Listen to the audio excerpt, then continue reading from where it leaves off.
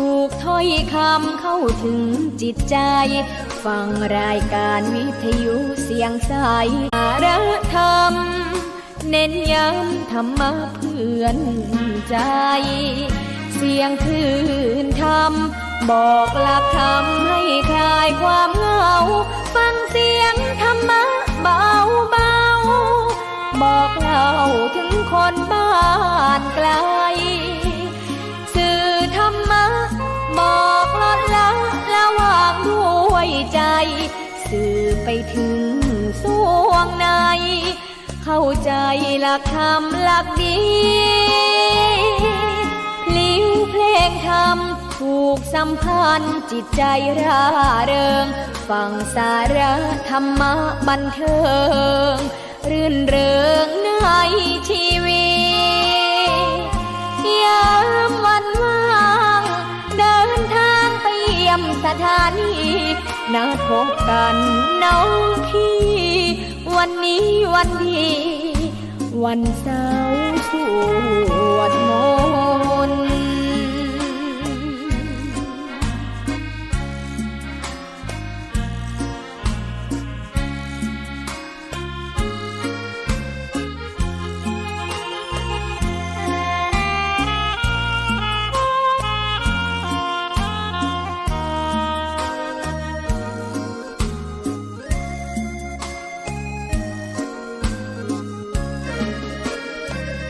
เสียงคลื่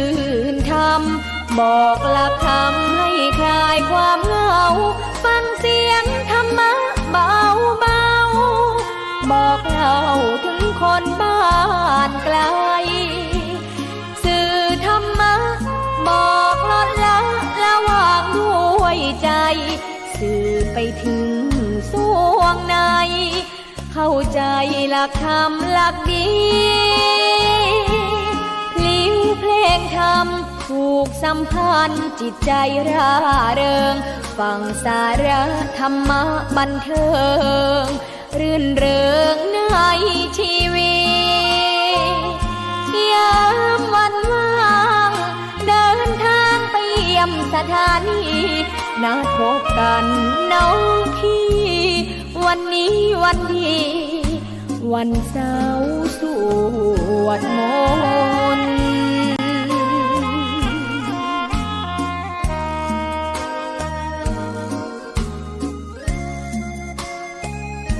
นะครับเรื่องผีเรื่องวิญญาณเนี่ยคุณอาจจะไม่กลัวแล้วก็แน่นอนที่สุดนะครับวันนี้ก็คงยังมีเรื่องราวของคำถามโอ้ยผมลืมอีกแล้วลืมเอาหินขึ้นมาเอางี้เดี๋ยวสักประมาณวันพฤหัสเดี๋ยวผมจะจัดข้างล่างคือถ้าจัดข้างล่างเนี่ยในห้องผมจะมีอันนี้ไม่ลืมแล้วผมจะชี้เอาหินได้เดี๋ยวจะมาตอบคำถามเรื่องของพลังธรรมชาติให้ฟังนะราวๆวันพฤหัสเพราะว่าวันพุธเนี่ยผมมีประชุมของกสทช.อันนี้ก็เลยต้องบอกไว้ก่อนนะฮะลืมขออภัยด้วย ไม่ได้ตั้งใจนะฮะเพราะว่าหลายๆท่านก็อยากจะเรียนรู้ในเรื่องของจักระนะผมเองก็ล้างลาไปนานแล้วเพราะว่าผมเรียนจักระเนี่ยปี55จำได้ว่าเป็นปีพุทธชยันตีนะฮะแล้ว56บวชพอบวชเสร็จปุ๊บตาย ประมาณนั้นดูดีไหมนะฮะมันลงล็อกชีวิตมากเป๊ะนะฮะก็เลยได้รับรู้เรื่องราวบางอย่างแล้วมันก็เลยทำให้เชื่อมต่อกันนะฮะวันนี้ก็เรียกว่าฟังนิยายนะครับจากดีเจเรียวแล้วกันนะฮะแล้วก็ยังมีเรื่องราวอะไรพอสมควรแต่จริงๆแล้วโฟกัสไปที่งานบุญเนาะนะฮะส่วนน้องๆท่านใดนะฮะมีคำถามหรือว่าอยากจะถามนะครับก็เข้ามาได้ที่ Facebook เรียวเดอะเฮียนแล้วก็พุทธิสิทธิ์รัตนสมบูรณ์นะฮะ2 เฟซเพราะว่าผมจะโชว์อยู่แค่2อันส่วนของวัดฝายหินนั้นถ่ายทอดสัญญาณ เปิดไลน์หน้าคงไม่ทันนะฮะเอาพูดกันตรงๆนะครับเพราะฉะนั้นก็เลยจะ ที่ทุกวันนี้ก็คือถ่ายทอดอยู่แค่2ช่วงตรงนี้ แล้วก็เป็นการตอบคำถามนะตรงนี้ส่วนท่านอื่นที่ถามเข้ามาเนี่ยนะเขาจะเข้าไปที่เพจเรียวเดอะเฮียนแล้วก็จากนั้นก็ผมก็จะก๊อปมานะเอามาใส่ในส่วนของคำถามที่ถามท่านไม่ใช่ที่มาตอบคำถามท่านทุกวันเนี่ยจะคำถามเล็กๆน้อยๆหรือว่าคำถามที่คิดว่าเฮ้ยเราควรจะถามพี่เขาดีไหมถามมาเหอะเพราะว่าถ้าคุณสงสัยนะฮะคุณต้องถามถ้าคุณไม่ถามคุณจะเป็นติดสงสัยและพอติดสงสัยมันไม่ได้คำตอบที่ชัดเจนเนี่ยมันคลุมเครือแล้วมันไปต่อไม่ได้สังเกตไหมฮะนะฮะเพราะฉะนั้นถ้าคุณเอาคำถามแบบผู้ใหญ่เนี่ยสมมุตินะเด็กๆเนี่ยแล้วคุณถามว่าประชาธิปไตยคืออะไรเด็กๆคุณคิดว่าเด็กจะตอบว่าไงฮะบางทีก็ยังงงๆคุณเอาเรื่องของวิทยาศาสตร์มปลายสมมุตินะฮะในเรื่องของ anatomy คือสัดส่วนของร่างกายไปถามเด็กประถมเงี้ยนักเรียน anatomy ของคนเราประกอบไปด้วยส่วนไหนบ้างเด็กตอบได้ไหมฮะมันสงสัยเนี่ยเด็กสงสัยอะไรคือ anatomy ก็ต้องมาถามเมื่อครูเป็นผู้ที่ตั้งคำถามตรงนี้อยู่แล้วก็ต้องตอบให้นักเรียนหายสงสัยถ้าครูบอกว่าก็ไปหาเอาเองสิไม่ได้นะมันจะติดสงสัยแล้วคุณจะไปต่อไม่ได้ต่อให้พูดน้ำท่วมทุ่งคุณครูพูดจนน้ำท่วมทุ่งนะฮะเด็กก็ไม่เข้าใจเพราะมันติด1พอมันติด1 2จะไปไม่ได้ฮะอันนี้จำไว้นะฮะว่าหลายๆท่านเนี่ยมักจะติด1แล้วจะข้ามไป2ถ้า1คุณไม่ได้คุณไปข้าม2คุณจะไม่เข้าใจนะฮะแล้วจะมาสรุปพอไป2ไป3ไป4คุณจะมาสรุป1บางทีมันผิดทางอันนี้ก็เลยต้องอยากให้เราซึ่งเป็นคนไทยเนี่ยซึ่งเราถูกขึ้นชื่อว่าเป็นคนที่ไม่กล้าถามอันนี้ทราบใช่ไหมฮะคนไทยเป็นสรุป1บางทีมันผิดทางอันนี้ก็เลยต้องอยากให้เราซึ่งเป็นคนไทยเนี่ยซึ่งเราถูกขึ้นชื่อว่าเป็นคนที่ไม่กล้าถามอันนี้ทราบใช่ไหมฮะถามเลยฮะนะฮะทำไมสภาจะต้องทำการโหวต100โหวต500อะไรอย่างเงี้ยฮะถามไปเถอะไม่เข้าใจบอกงี้ไม่เข้าใจวิธีการนะฮะเอื้อใครหรือเปล่าไม่เข้าใจต้องถามเพราะฉะนั้นเราไม่ถามแล้วไปถามกันต่ออะไรวะอีกคนก็ไม่เข้าใจตกลงนั่งกันไม่เข้าใจทั้งคู่นะฮะอยู่เสมอนี่คือสถานีวิทยุ FM 104.50 เมกะเฮิรตซ์จังหวัดเชียงใหม่นะฮะ The Hian นะฮะสถานีวิทยุเพื่อการศึกษาพระพุทธศาสนาและวัฒนธรรมเป็นสถานีสาธารณะนะฮะไม่มีโฆษณาสินค้าจริงๆเขาให้เป็นไทยมือถือสมมุตินะฮะโทรศัพท์มือถือเครื่องนี้เป็นยี่ห้อยี่ห้ออะไรดีวะ นะยี่ห้อ1แล้วกันนะแล้วปรากฏว่าเราไม่ได้พูดมันดีสรรพคุณดีเด่นอะไรอย่างไม่ใช่แค่ตั้งเอาไว้แล้วก็อุ้ยผมนะแล้วก็เอามาโชว์เขาเรียกเป็นการไทยคือโชว์สินค้าให้คนเขาอันนี้เขาเรียกไทยอินนะฮะเลยต้องบอกไว้ก่อนเพราะฉะนั้นโทรทัศน์ทั่วๆไปเวลาเขาขายของแอบย้ำขายเนี่ยเขาเรียกไทยอินนะฮะก็จะเป็นในเรื่องของการเป็นรายได้ส่วนหนึ่งแต่พอเป็นสาธารณะเนี่ยกสทช.มอบให้ในส่วนของไทยอินแค่นี้กับนะครับก็ไม่ว่ากันสถานีอยู่ได้ด้วยปัจจัยที่ญาติธรรมบริจาคนะครับไม่ได้เยอะคุณเชื่อไหมซื้อข้าวมื้อหนึ่งหรือว่าเลี้ยงข้าวกันในครอบ ครัวหรือว่าเพื่อนฝูงเนี่ยฮะเป็นหมื่นนะฮะแต่เงินทำบุญให้กับวัดเนี่ย6 ลมหายใจ คุณจะนึกทันทีเลยว่าไอ้สิ่งที่คุณได้ทำบุญมามันตีทันทีฮะมันตีกลับมาเขาเรียกมันเหมือนกับเป็นหนอนเป็นหมอนฮะเป็นหมอนนุ่มๆคอยซัพพอร์ตไม่ให้เราตกไปที่พื้นแข็งๆนี่คือบุญเพราะฉะนั้นก็เลยต้องบอกไว้ก่อนเดี๋ยววันนี้ที่ผมนั่งจัดอยู่วัดฝายหินนะฮะก็ประสบภัยเช่นกันเดี๋ยวประสบภัยอะไรยังไงเดี๋ยวคุยกันนะฮะงานบุญในวันนี้จริงๆแล้วตั้งแต่เมื่อวานเพราะว่า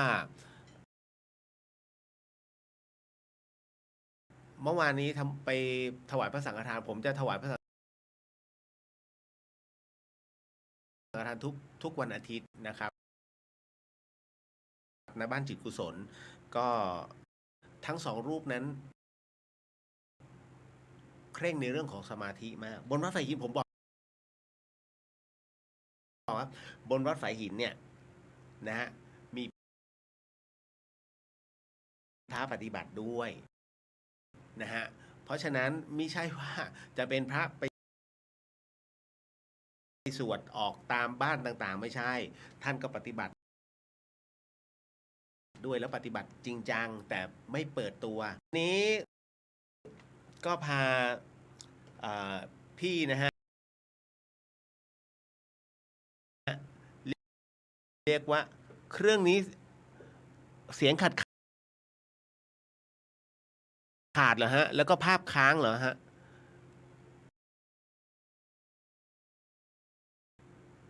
ของพุทธิสิทธิ์ใช่ไหมฮะเดี๋ยวต้องบอกพระอาจารย์มัน resolution มันจะสูงนะฮะมันก็จะเป็นระบบ 4K แต่พอ on air Facebook ปุ๊บเนี่ย Facebook มันต้องลดต่ำลงมานะถ้าใช้สูงปุ๊บมันจะกระตุกมันจะค้างตัวผมก็จะฟีดแบบตาปือเซ็กซี่ก่อนเพราะว่าเอาวันนี้ก็พากัลยาณมิตรก็คือพี่เจี๊ยบนะครับแล้ว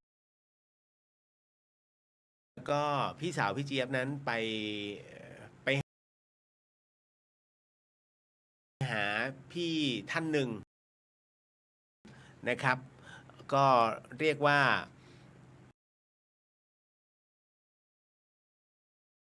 ไม่เจอ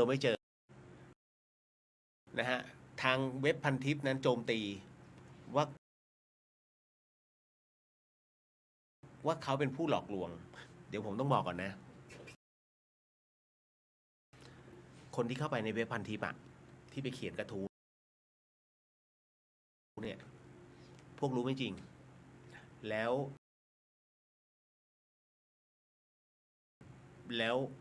เขาเรียกว่าระวังตัวกรรมมันจะตีกลับเหมือนกับที่หลายๆท่านเนี่ยไปเล่นข่าวของดูของฟรีไม่มีในโลกการที่เราทำให้ใครคนใดคนหนึ่งเสียหายวันนี้สะใจเราแต่วันหน้าพอมันตีกลับเนี่ยกรรมมันจะมีระยะเวลานะคุณไม่ใช่อยู่ๆปุ๊บคือกรรมทันทีทันใดหมายถึงว่ากรรมที่กระทบทันทีนั้นจะสะท้อนกลับทันทีอย่างเช่นคุณไปต่อยเขาก็จะต่อยกลับนะฮะสมมติแล้วก็ตายก่อนพอตายก่อนเสร็จปุ๊บตัวกรรมเนี่ยไม่จบแค่ตอนตายนะครับมันตามย้อนเขาเรียก มันตามไปถึงชาติหน้า ต้องชดใช้ดังนั้นณช่วงนี้ ณเวลานี้หรือในอนาคตภายภาคหน้า ท่านใดที่ประสบปัญหาถึงกับรันทดใจนะฮะรวมไปถึงในชาตินี้ การที่เราจะเขาเรียกว่าล้างมันไปได้เนี่ย มันต้องอาศัยระยะเวลาเช่นกัน ความอดทนเป็นหลักนะฮะก็เลยต้องบอกน้องๆเอาไว้ก่อนว่าอดทนด้วยบางครั้งนะฮะแต่เมื่อแล้วก็คุมงานเองเดินตรวจงานเองนะฮะเอาใจลูกน้องสารพัดเพื่อไม่ให้เป็นเหมือนเขาสมัยก่อนเพราะว่าจุดนี้แหละเป็นแรงผลักดันคนที่เคยจมแล้วขึ้นมาเนี่ยสุดยอดมากนะฮะเพราะฉะนั้นทั้งหมดทั้งมวลในตรงนี้ก็เลยอยากจะบอกว่าสู้มันใช่ทางออกไหมไม่ใช่นะฮะยังต้องรับกรรมต่อไปเพราะนี่เป็นการตัดรอนในคล้ายๆกับการุญยฆาตก็เช่นกันเดี๋ยววันนี้มีข่าวมีคนถามด้วยเกี่ยวกับการทำการุญยฆาตบุญอะไรไม่เท่าสู้อุปถากพระผู้อาพาธนะฮะท่านใดที่ปรารถนาที่จะประสงค์นะฮะจะทำบุญให้กับพระสงฆ์ผู้อาพาธก็เปรียบเสมือนได้ดูแลองค์พระสัมมาสัมพุทธเจ้าทุกท่านนะครับ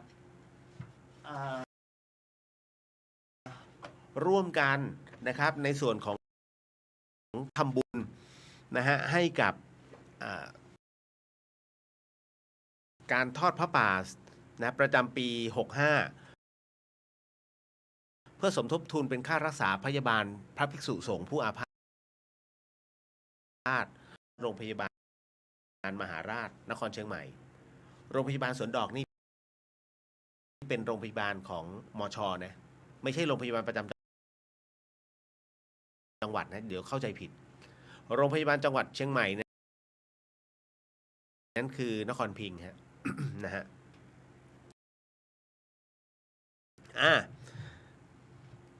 จะบอกช้าๆคงจะบอก QR code คงไม่ได้แน่ๆนะฮะ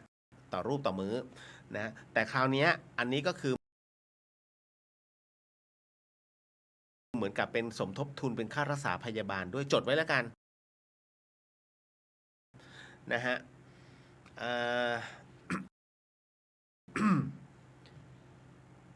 เป็นธนาคารน่าจะไทยพาณิชย์นะครับเป็นแบงก์ไทยพาณิชย์เอ้าเดี๋ยวไม่ใช่ตกลงเป็นสีเขียวกสิกรแต่บัญชีสีม่วงไทยพาณิชย์แล้วท่านจะสงสัยไหมว่าตกลงไทยพาณิชย์หรือกสิกรวะ ผ่านบัญชีธนาคารกสิกรไทยนะฮะชื่อบัญชีมูลนิธินะฮะสงฆ์อาพาธ9บอกเหมือนหวยนะกสิกรไทยนะครับชื่อบัญชีมูลนิธิสงฆ์อาพาธใน ลนิธิโรงพยาบาลสวนดอกเลขที่บัญชี021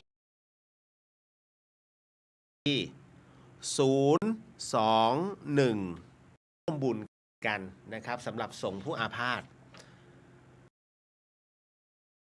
ในส่วนของวัดฝายหินนั้นยังไม่บอก นะบอก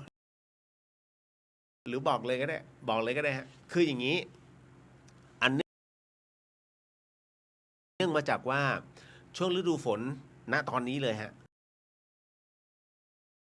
พายุมันเข้าเวลามันมีอะไรก็ตามมีพายุของเราจะมีดอยสุเทพเป็นตัวกั้นถูกไหมนะฮะเพราะฉะนั้นพายุหนักๆเนี่ยมักจะไม่เจอยกเว้นวินเชียร์ลมที่มันตีหวนขึ้นมาเนี่ยอันเนี้ยเมื่อไหร่ก็ตามที่มันคล้ายๆกับเครื่องบินเนี่ยวัดฝายหินเช่นกันหรือว่าอะไรก็ตามเนี่ยทั้งที่มันน้อยมากแต่ไอ้เปอร์เซ็นต์คำว่าน้อยเนี่ยมันก็มีไงแล้วตอนนี้โดนแล้วฮะณตรงนี้ไม่ว่าจะเป็นกิ่งไม้ลมอันแรง นะนี่เนี่ยมันสูงนะฮะเพราะฉะนั้นรูมันโบนะครับก็เลยทั้งแถบเลยคุณต้องใช้งบประมาณถึง300,000 กว่าบาทจึงแจ้งทราบว่าในเร็วนี้อาจจะขอนิดหนึ่งนะในเรื่องของการบริจาคในเรื่องของปัจจัยนะหรือว่าพิธีการของ ของคณะสงฆ์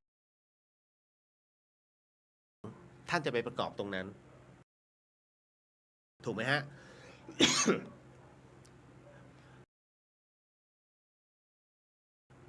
ศาสนาพุทธของเรานะครับ ไม่ปฏิเสธไม่ว่าจะดีหรือร้ายย่อมมีดอกเบี้ยวันนี้เราทำกรรมดีมันยังไม่ส่งผลมันจะไปส่งผลก็ต่อเมื่อไหร่ก็ตามที่จวนตัวมันจะส่งผลเป็นทวีคูณแล้วทำไมจึงส่งผลเป็นทวีคูณเพราะว่ามันมีช่วงระยะเวลามันใหญ่ขึ้นนะฮะอย่างเรียกว่าขอทานถูกหวยรางวัลที่ 1อย่างเงี้ยเฮ้ยเงินที่คนเขาให้ไปเนี่ยแต่มันไปซื้อแค่ใบเดียวแต่ถูกรางวัลที่ 1เป็นเพราะอะไรฮะเป็นเพราะว่าบุญที่ทำในชาติก่อนมันมาทบพอดีนะฮะซัดเซพเนจรอาจจะเป็นการฆ่าศึกศัตรูมาไล่ตีอย่างเงี้ยนะฮะจนกระทั่ง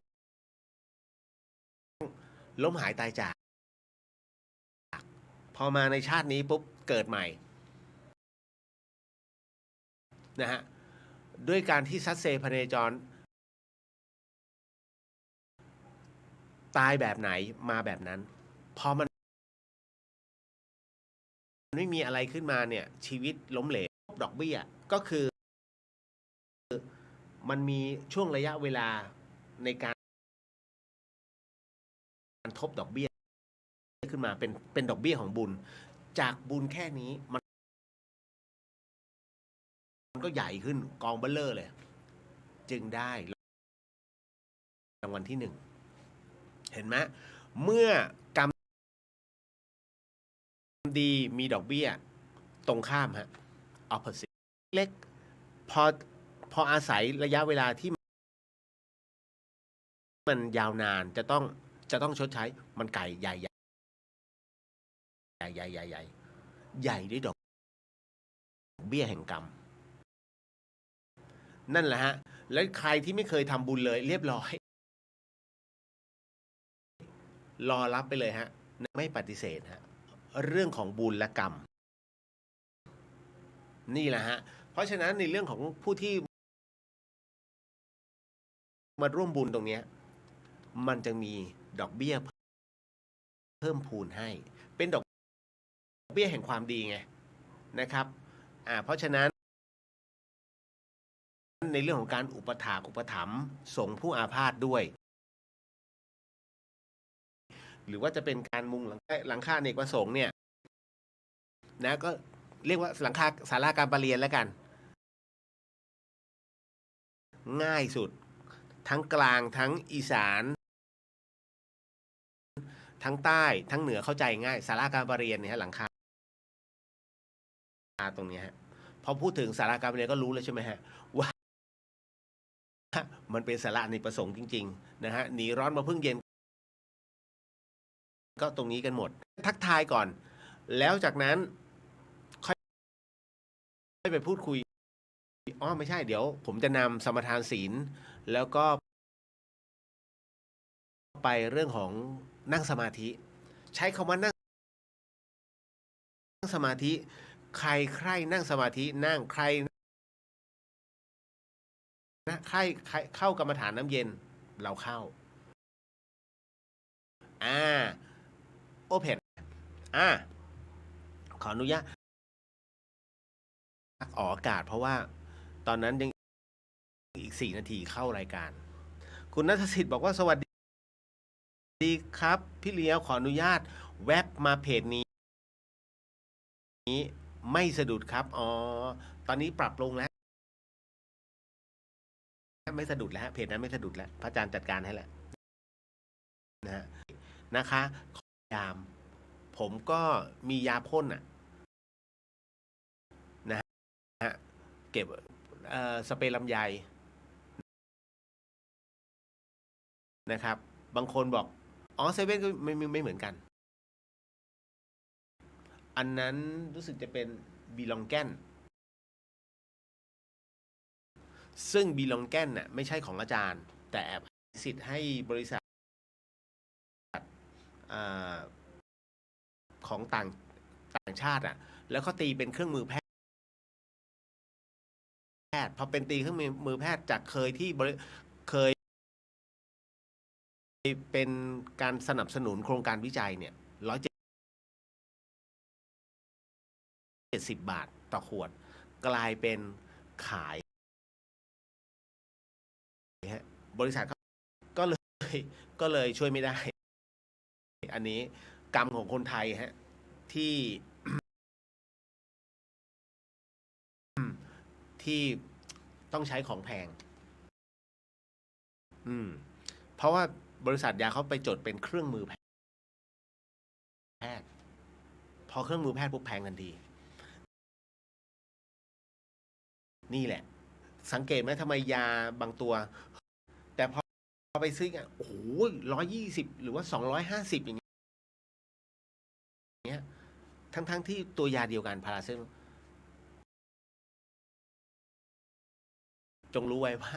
เป็นการจดทะเบียนซึ่งบริษัทยาเนี่ยฮะเขาจดแล้วเขาใช้ในระบบของเครื่องมือแพทย์นะฮะเป็นการ ก็อย่าเสียรู้เยอะนะครับสังเกตไหมคุณไปโรงพยาบาลเอกชนเขาจ่ายพาราเซตามอลให้นะฮะ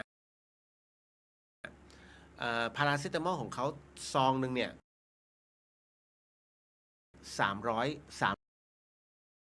340ถ้าคุณรับมาแล้วมันมีเขาต้องลบออกเพราะว่าบอกเดี๋ยวไปซื้อเองดูดีๆคนไทยชอบยอมเสียรู้ เวลามันเสียทีมันเสียค่าชาร์จเยอะเซอร์วิสชาร์จของโรงพยาบาลเอกชนนี่สูงมากนะฮะเอาไว้ง่ายนะครับ เพราะเวลาคุณป่วยเนี่ยเดี๋ยวนี้ค่าเครื่องมือเป็นล้านขายหน้าก็หมด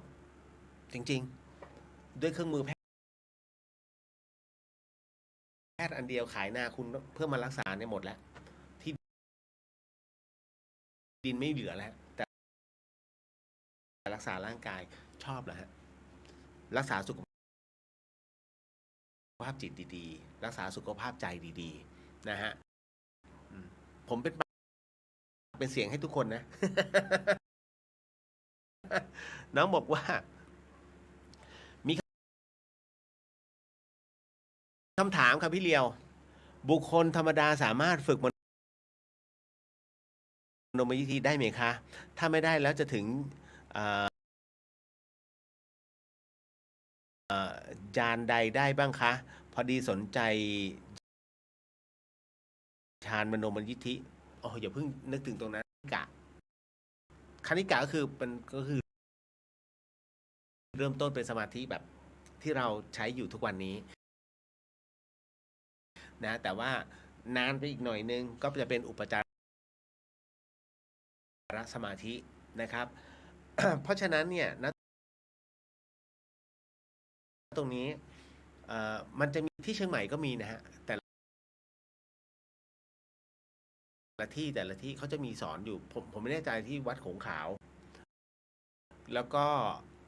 คือมันก็มีหลายที่นะที่เขาสอนนะครับอันเนี้ยก็ดีฮะในการแต่อันนี้ก็คือต้องบอกว่ามันคือเขาเรียกฤทธิ์ทางใจนะครับฤทธิ์ทางใจต้องทำให้ได้ก่อนนะครับให้มีสมาธิก่อนนะครับก่อนที่จะไปคนธรรมดาเนี่ยที่แต่ว่าต้องถือศีล 8นะฮะต้องอุโบสถศีลครับนะครับคุณจินชาขอบพระคุณนะครับที่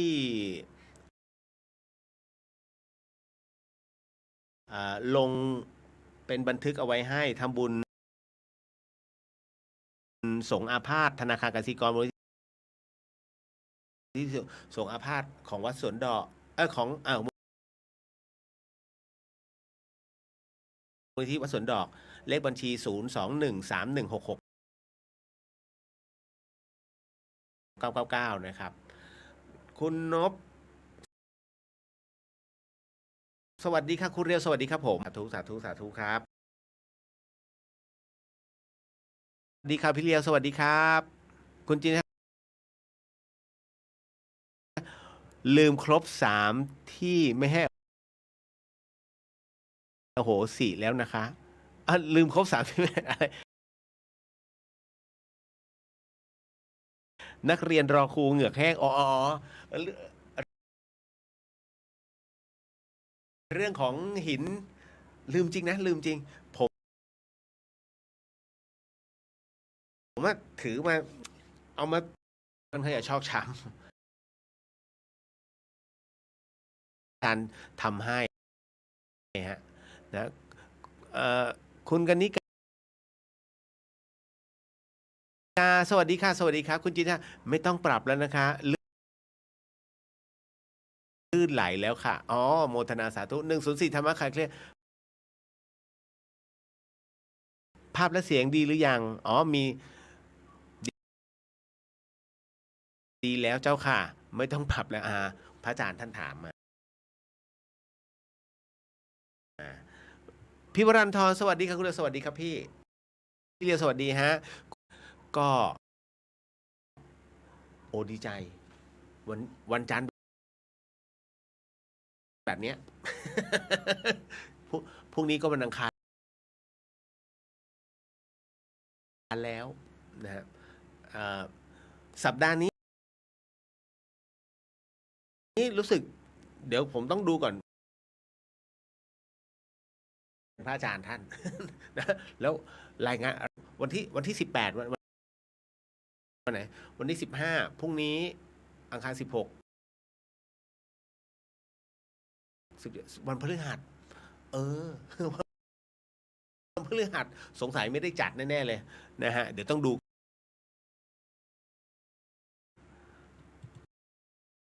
สำหรับเป็นไงมั่งอโหสิกรรมเมื่อวันแม่ที่ผ่านมาพอดึงเจ้ากรรมในเวรชาวบ้านเขามาเยอะมากเนี่ยท่านก็บอกว่าคือท่านนะฮะก็เลยโมทนาสาธุเพราะว่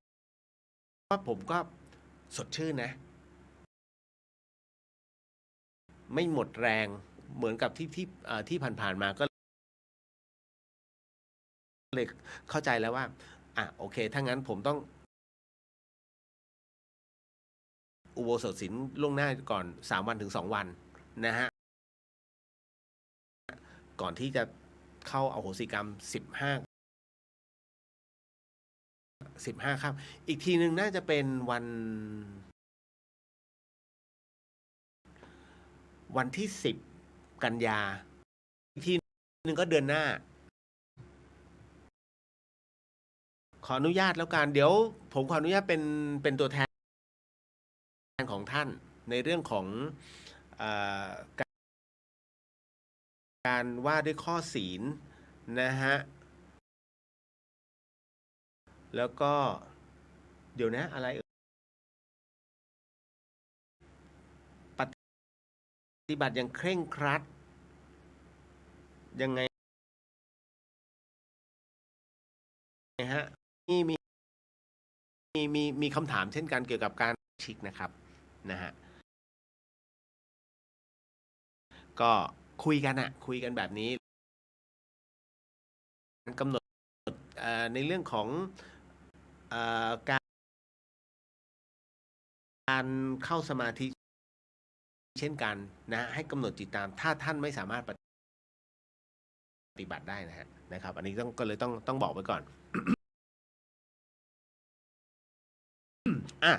พร้อมเนาะนะครับนำกัน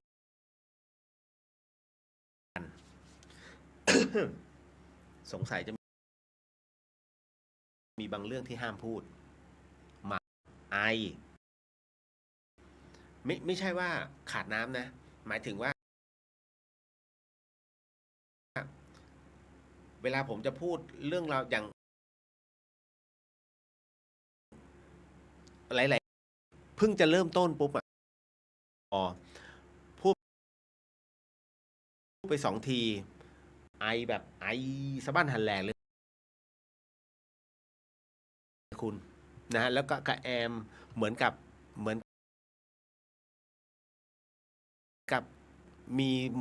มีเศษบางอย่างเนี่ยเข้าไปในคอแต่จริงไม่มีนะฮะแล้วมันเหมือนกับคล้ายๆ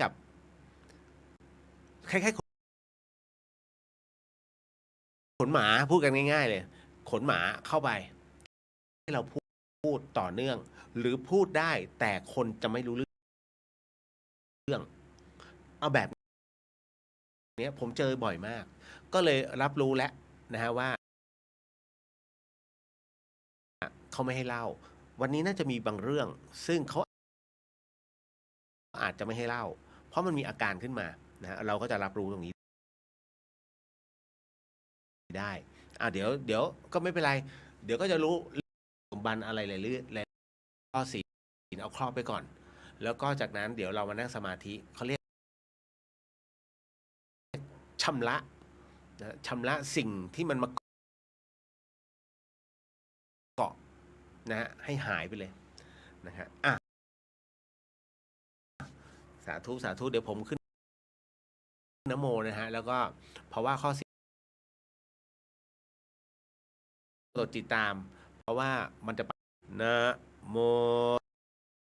ตัสสะภะคะนะโมตัสสะ ภะคะวะโตอะระหะโต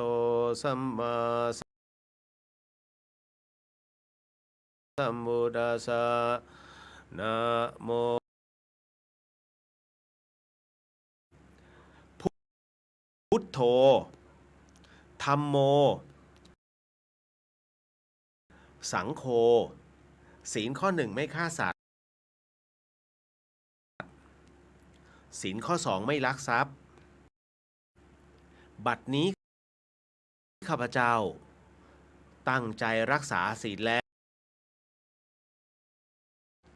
ข้าพเจ้าผู้มีศีลละอายต่อการทำความชั่วเจ้าผู้มีศีล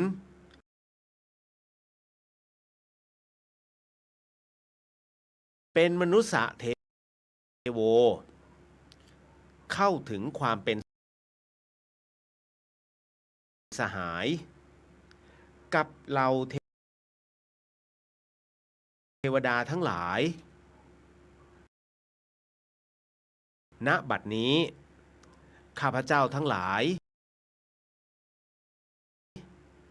ขออดโทษลดกรรมที่ข้าพเจ้าประมาทพลาดพลั้งในช่วงวันนี้ลงในฉับพลันและขอให้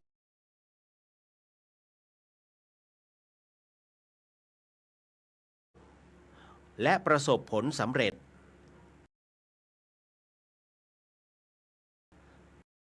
ตลอดไปเทินสาธุสาธุสาธุเอา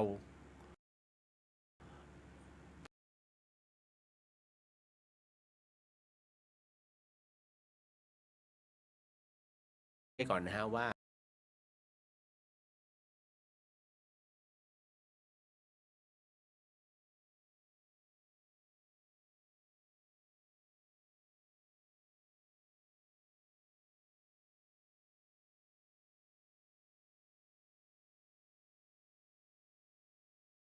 เนี่ยเราใช้ข้อศีลเป็นตัว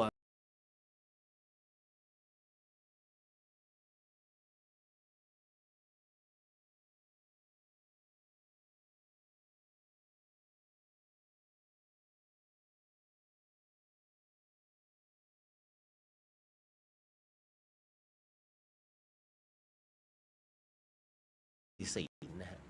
ดังนั้นถ้าสมมุติว่าตอนเนี้ย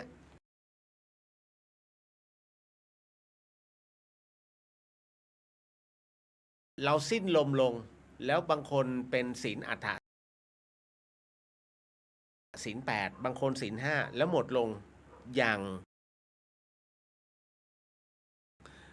เรียกว่าอย่างบริสุทธิ์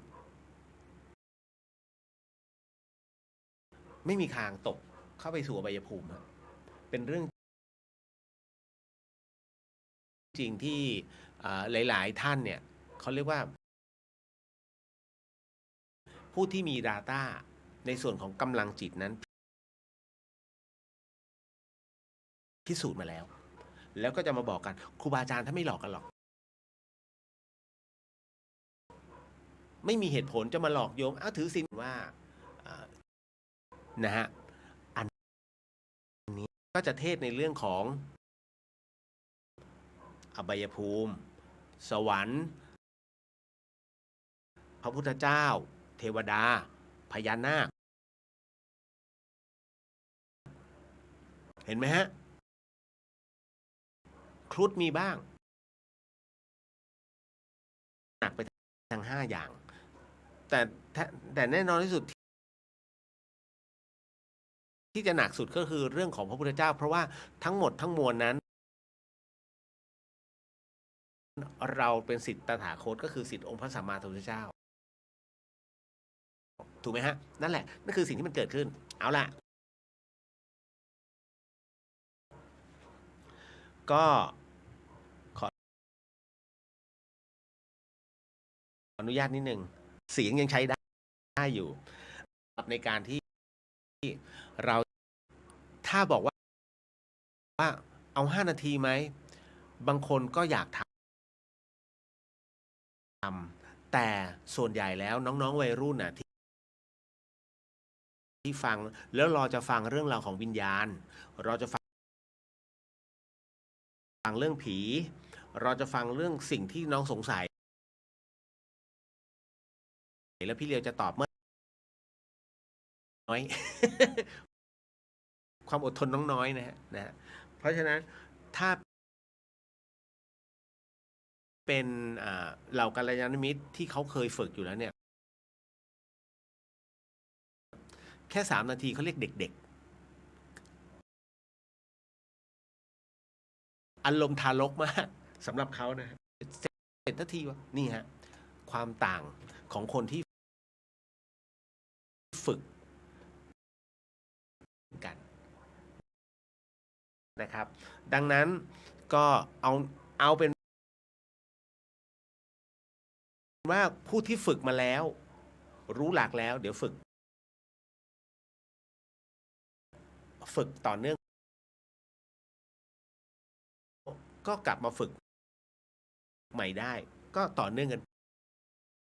ไปแต่ตอนนี้เอาคนที่ยัง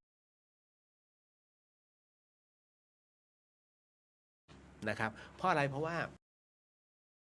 พอฝึกพร้อมกันเนี่ยกำลังสมาธิแห่งความว่างดวงจิตอันบริสุทธิ์เนี่ยพอมารวมกันแล้วมันใหญ่ผมจึงชอบตรงนี้แหละนะฮะเอาแล้วพร้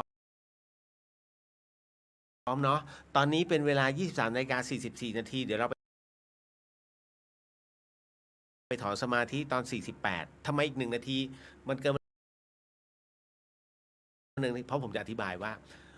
ท่านใดที่อยากจะนั่งกรรมฐานน้ำเย็นนะให้เตรียมน้ำเย็นไว้1 แก้วเมื่อเตรียมมาเสร็จแล้วนะดมอยู่แค่ไหนนะแค่ไหนเอาสัก3-4 ทีแล้วให้ลืมภาวนาทำให้จุดของว่างพุทโธอยู่ตรงไหนแต่ของกรรมฐานน้ำเย็นนั้นจุดว่างของกรรมฐานน้ำเย็นอยู่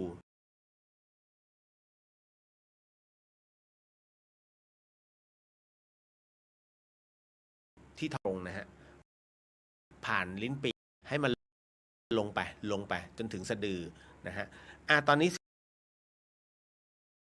45ไปออก48เนาะเพิ่มมานิดนึงพร้อมนะครับถ้าพร้อมแล้วเรามานั่งหลับตาแล้วก็เข้าสมาธิพร้อมๆกันขอ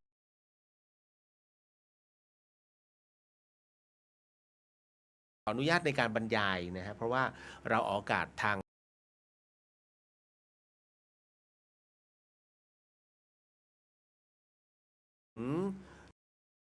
นะฮะท่านใดที่กรรมฐานน้ำเย็นให้รับรู้ถึงความเย็นนั้นเมื่อเอาความรู้สึกนะฮะสติลงไปจับที่ความเย็นนั้นจะกลายเป็นความว่าสตินั้นจะกลายเป็นความว่างทันทีนะฮะเป็นความเย็นที่เข้ามาทดแทนที่แล้วจากนั้นมันจะเป็นให้เพ่งไปเรื่อยๆเพ่งไปเรื่อยๆไม่มีคำบริกรรมเกิดขึ้นใดๆแต่ให้เพ่งไปที่ความเย็นส่วนท่านใดที่กำลังฝึกพุทเข้าโทตรงนี้ความเย็นคือความว่างฮะออกมาได้ก็จริงแต่มันออกมาแวบเดียวแล้วมันจะกลับเข้าไปใหม่นะฮะฝึกเรื่อยๆฝึกจนเรารับอะไรก็แล้วแต่สะกดความเย็นเป็นความว่างให้ได้นะฮะไม่วอกแวกเลี้ยงกรรมฐานตรงนั้นให้ได้ นะฮะแล้วท่านจะรับรู้นะว่าสิ่งที่ท่านเผชิญมาทั้งวันมันถูกสลัดออกโดยสิ้นเชิงนะฮะด้วยกรรมฐานตัวนี้จะครบ3 นาทีแล้วโดยที่กรรมฐานออกเมื่อไหร่ฝึกได้ต่อเนื่องนะฮะไม่มีปัญหาเพราะว่าเราไม่ได้ส่งออกนะครับแต่ว่าเราใช้พิจารณาเป็นความว่างครับนะนี่ก็คือสิ่งที่เรากำลังฝึกและฝึกทุกวันวันละ3 นาทีก็เป็นบุญนะครับสะสมบุญทีละนิดนะครับไม่มีปัญหาได้บุญด้วยซ้ำลืมทรัพย์ไอ้นี่คือเร็วมากเหมือนจะหลุดเลยปุ๊บแต่มัน3 นาทีแล้วคุณคิดว่าการนั่งกรรมฐานแบบนี้นะฮะบางคนว่างแล้วก็ฮะจริงดิพี่เลี้ยวแต่เป็นทุกคนนะครับเพราะฉะนั้นก็ต้องบอกว่าท่านใดทำได้ผ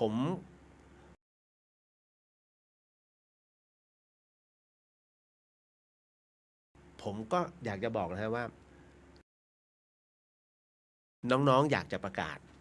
พี่เลียวหนูทำได้พี่เลียวผมทำได้ครับเข้าใจฮะตอนนี้ให้น้องยินดีกับขับรถไปติดไฟแดงมันขึ้น200 กว่าวินาทีคุณยังหงุดหงิดเลยแต่พอทำไมคุณนั่งกรรมฐานเนี่ย200 วินาทีเหมือนกันคุณไม่หงุดหงิดเห็นไหมความต่างของภาวะไม่เหมือนกันนะครับเพราะฉะนั้นการติดไฟแดงมันมีภาวะของความกดดันแล้วก็ความรีบเร่งเกิดขึ้นมันจึงทำให้ดูว่าช้าว่ะฝึกแล้วก็จะดีมาเข้าสู่เรื่องราวแล้วก็คำถามและคำตอบกันนะฮะคุณเหล่งบอกว่าโมทนาสาธุสาธุสาธุกับทุกท่านนะคะโมทนาสาธุด้วยครับคุณเหล่งก็แรกๆก็ติดผมจะไม่พูดถึงเพราะตอนนี้เธอผ่านตรงนั้นไปแล้วแต่แรกๆเธอติดพอติดเสร็จปุ๊บเนี่ยพอมาแชร์เสร็จปุ๊บเนี่ยมันแก้ได้หลายๆคนที่มีอาการเหมือนกับกัลยาณมิตรท่านนะครับก็คือเฮ้ยมันแค่ลิ้นปี่แล้วก็มันจับความรู้สึกแห่งความว่างไม่ได้แต่พอฝึกไปเรื่อยๆผมบอกแล้วว่าจอมยุทธไม่ได้เกิดแค่วันเดียว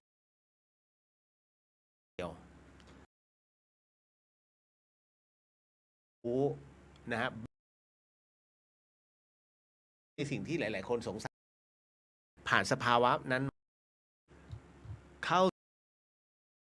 สู่ในเรื่องของการ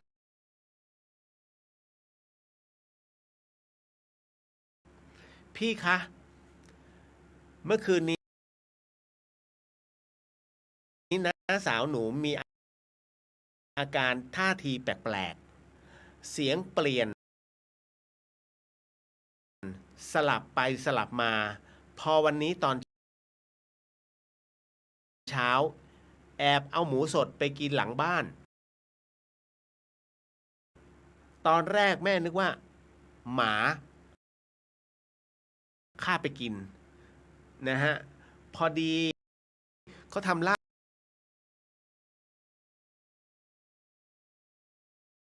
ทุกนะฮะ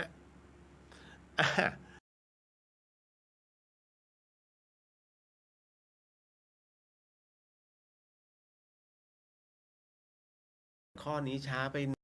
3 วัน ถ้าวันนั้นต่ออีกหน่อยหนึ่งพี่เดียวจะบอกว่ามาที่ธรรมสถา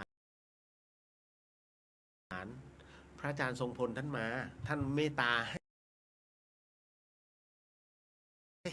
นะฮะโอ้โหคิวเต็มอ่ะไม่ว่างเลยที่ธรรมสถานนะฮะก็มากันอยู่เรื่อยๆนะครับผมบอกเลยว่านะฮะหรือว่า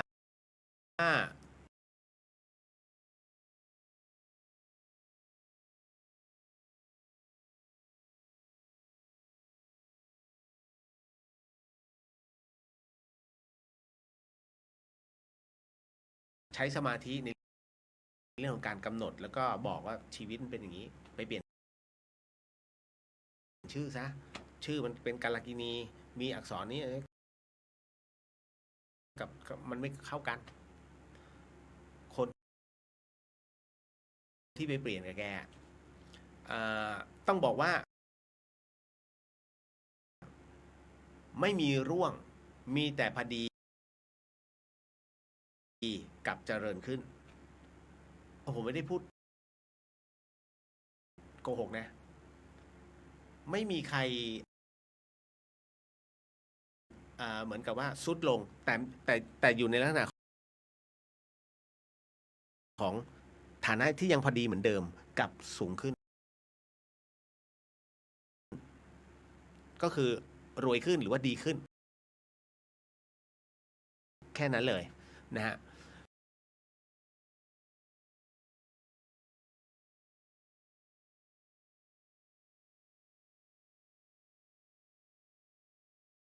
แข่งกันท่านก็เดินจงกรมเช่นกันดูจนกว่าด้านบนน่ะจะเหนื่อยล้าแล้วก็ถอยไปนะก็เดินไปเสร็จปุ๊บนะก็นานอ่ะนานพอช่วงที่เหมือนอีกวันหนึ่งเนี่ยในเรื่องของการเดินทำสมาธินะฮะหรือจะเดินจงกรมไม่ต้องมาแข่งกันหรอกเรื่องประเภทนี้ใครทำใครได้เรื่องของแต่ละคนนะฮะอีกเรื่องหนึ่งก็คือว่า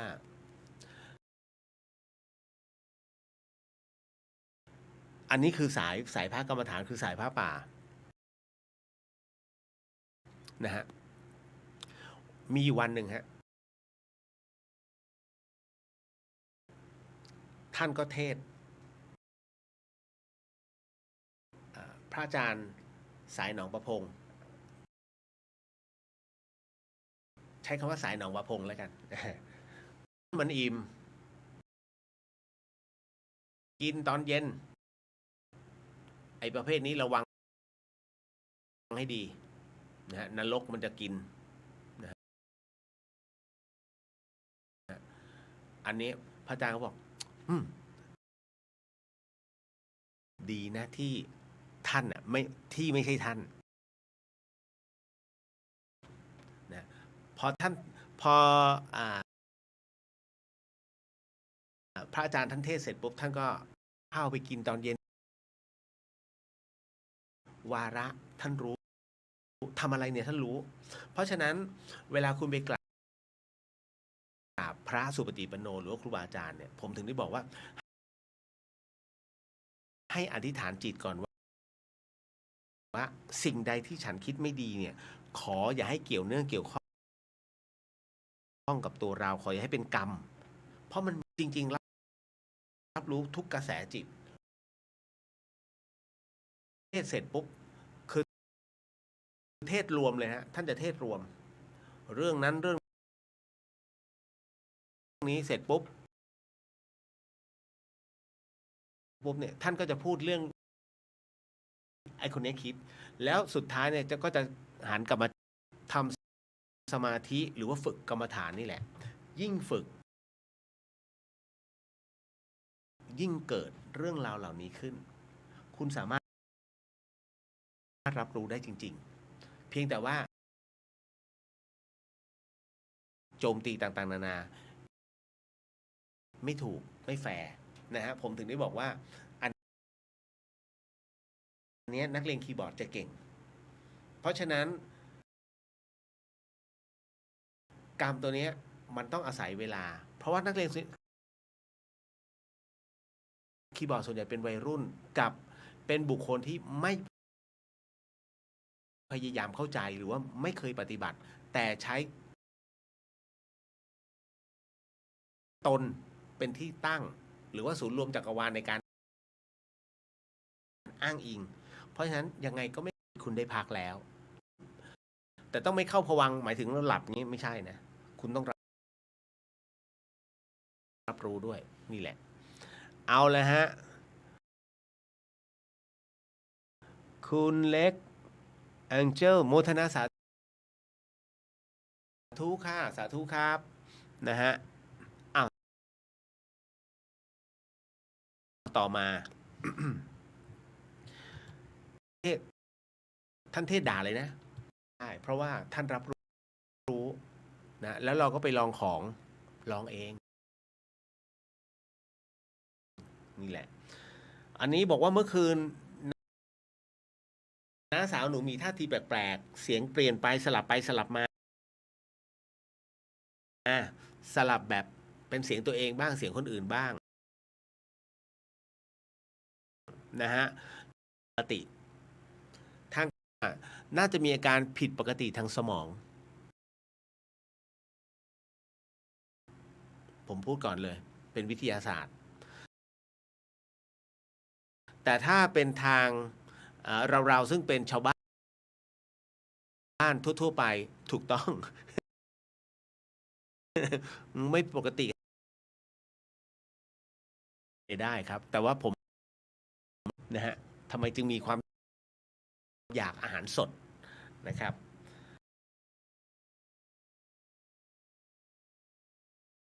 ใช่ครับนะฮะอยากรู้ว่าต้องไปเอา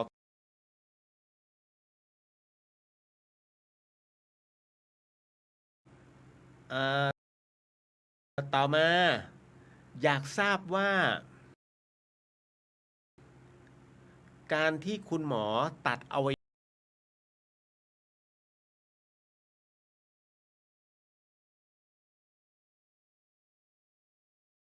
วะจากเบาหวานไปแล้วคราวนี้ผู้ป่วยคนนั้นเนี่ยต่อมาได้เสียชีวิตเราต้องตามไปเอาอวัยวะส่วนนั้นไปรวมกับร่างด้วยไหมคะคือมีผู้เฒ่าผู้แก่แกบอกว่าร่างกายต้องครบ32เพราะมันจะเกี่ยวเนื่องเกี่ยวข้องกับการไปเกิดในชาติต่อไปเป็นภาวะเบสิกเป็นโปรโมชั่นทุกโรคนะฮะสังเกตไหมเสียชีวิตเพราะติดเชื้อในกระแสเลือด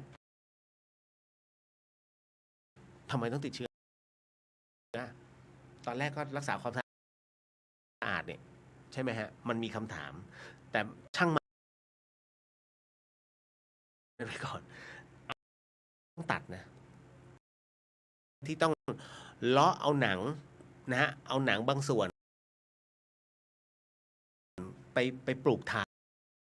ย นะในที่ที่ถูกไฟไหม้ถูกไหมฮะเพราะฉะนั้นเนี่ยอันเนี้ยนะฮะพอตัดเสร็จปุ๊บหมอก็ทิ้งหมอจะเก็บไว้ทำเกลืออะไรถูกไหมฮะเขาก็ต้องทิ้ง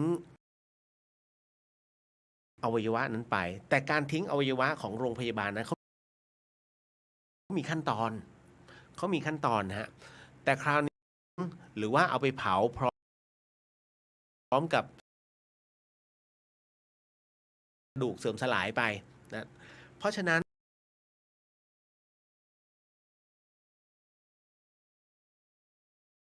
นะตรงนี้เองเอาง่ายๆผมมันมีเคสเป็นเคสโดยตรงส่วนตัวมากคุณลุงผมเป็น เป็นเบาหวานและถูกตัดขานะครับอันนี้นานแล้วที่โรงพยาบาลพระประแดงแล้วปรากฏว่าเอาร่างเนี่ยมาแต่คราวนี้พระเนี่ยที่วัดขาดข้างหนึ่งแล้วแต่ว่าขาดเนี่ยคือ10 ปีมาแล้วนะเพราะถูกรถทับขานะอันนั้นถูกตัดมานานแล้วแต่คราวนี้อีกข้างหนึ่งเนี่ยเขาเป็นเบาหวานแล้วถูกตัดไปเมื่อ3 อาทิตย์ที่ผ่านมาพระทั้งหมดไม่ดีคล้ายๆกันเลยเห็นไหมอาการคล้ายๆกันเลยเดือดร้อนเลยฮะแล้ว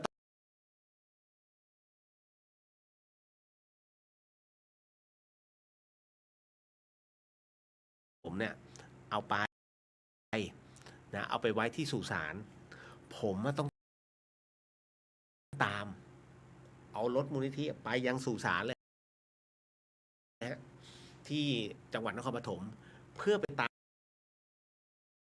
มหาขาลุง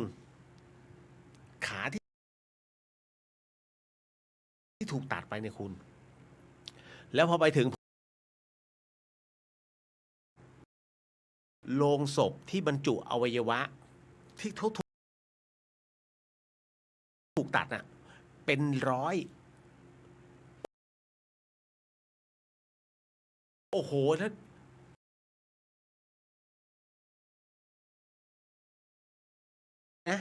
นะฮะก็เลยไม่ใช่ไม่คือ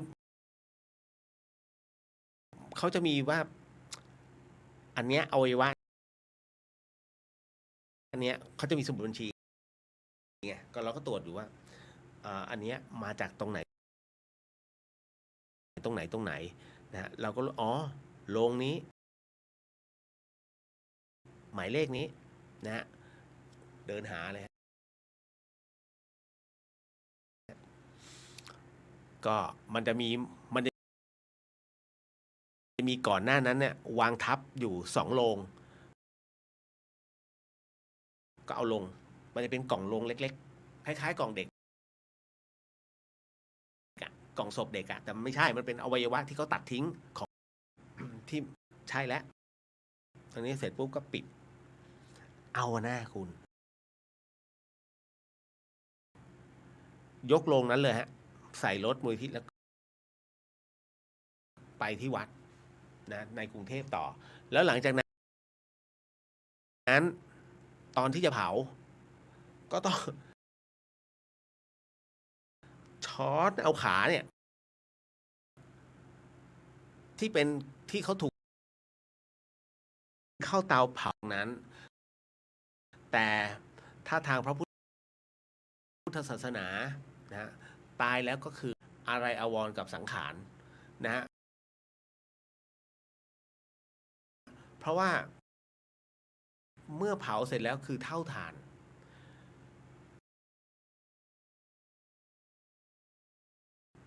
ร่างกายจะครบ32ไม่ครบ32ไม่เกี่ยวกับชาติต่อไปมันเป็นเรื่องของบุพกรรม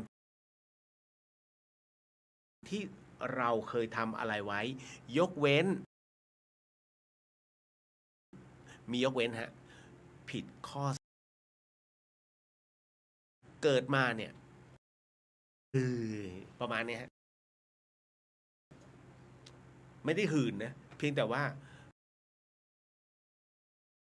แสดงความมานั่นแหละนั่นคือบุพกรรมของการกินเหล้าแล้วกลับมาเกิดใหม่สมองเขาจึงมีความเลอร์นี่แหละครับ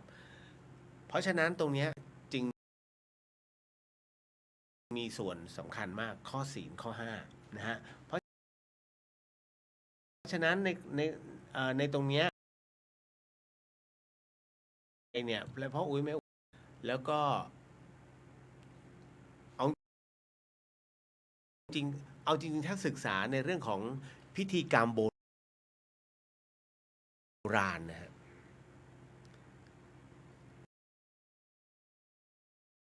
พอคนตายปุ๊บแล้วเผา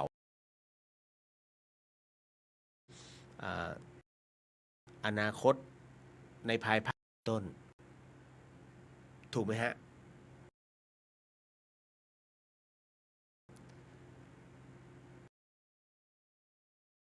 พราหมณ์ก็ไม่ทำแบบนี้นะฮินดูก็ไม่ทำขอว่าคงไม่เกี่ยวกับพราหมณ์ฮินดูเขาไม่ทำแบบนี้แล้วก็สมัยน่าจะไม่รู้ว่าเป็นของพราหมณ์เชกเช่นเดียวกับการกรวดน้ำนะพราหมณ์นะฮะพระพุทธเจ้าท่านตอนที่เป็นเจ้าชายสิทธัตถะเกิดมาก็มีการกรวดน้ำแล้วอธิษฐานจิตถึงเช่นกันนี่แหละฮะนี่คือที่มาที่ไปอันนี้บอกกล่าวเนาะนะฮะ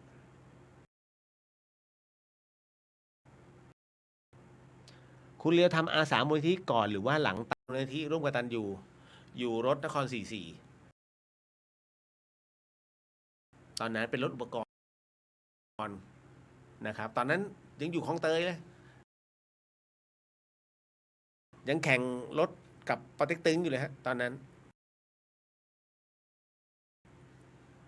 โอ้สนุกเมื่อก่อนมีข่าวตีกันอะว่าพอหลังจากที่เขาจัดระบบระเบียบได้แล้วมันก็ไม่มีแล้วเมื่อก่อนนี้เอกอูก็คือ2มูลนิธินี้นะครับ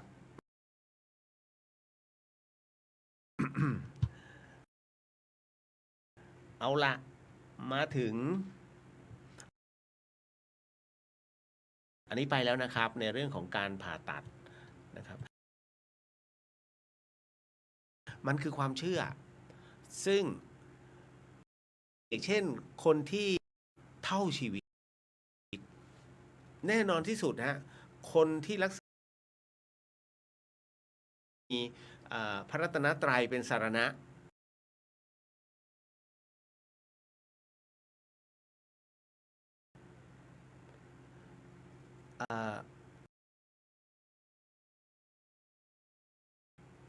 คำว่าโสดาบันเนี่ยอยู่ใกล้แค่เอื้อม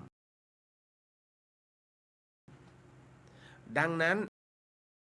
คุณจะอยู่ไหมล่ะรักษาเท่าชีวิตแล้วนะไม่รักกันจริงงั้นก็ปล่อยมึงตรงนี้แหละอ้าวสวยเลยท้ายที่สุด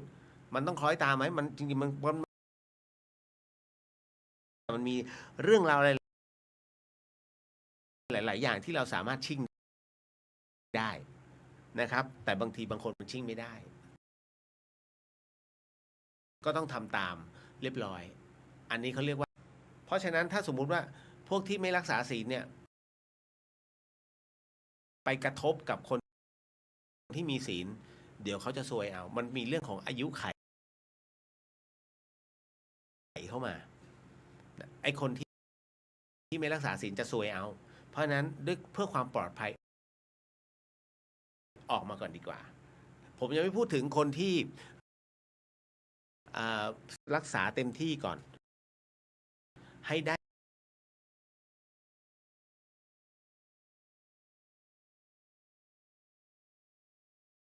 อยากทราบว่าเราจะถวายอาหารเสริมให้พระท่านเพื่อฉันได้ไหมคะแล้วอยากถวายแว่นตาให้ท่านแต่เราไม่ทราบค่าสายตาของท่านจะทำอย่างไรดีโอ้โหเดี๋ยวนะเรื่องอาหารเสริมเนี่ยให้กับพระเนี่ยทำได้ไหมทำได้นะฮะแต่ต้องบอกว่ามันคือตัวยาเป็นเดี๋ยวผมแนะนำนะล่าสุดเนี่ยเพื่อนขยายถวายครูบาอาจารย์อันนี้ก็ลืมบอกถ้าท่าน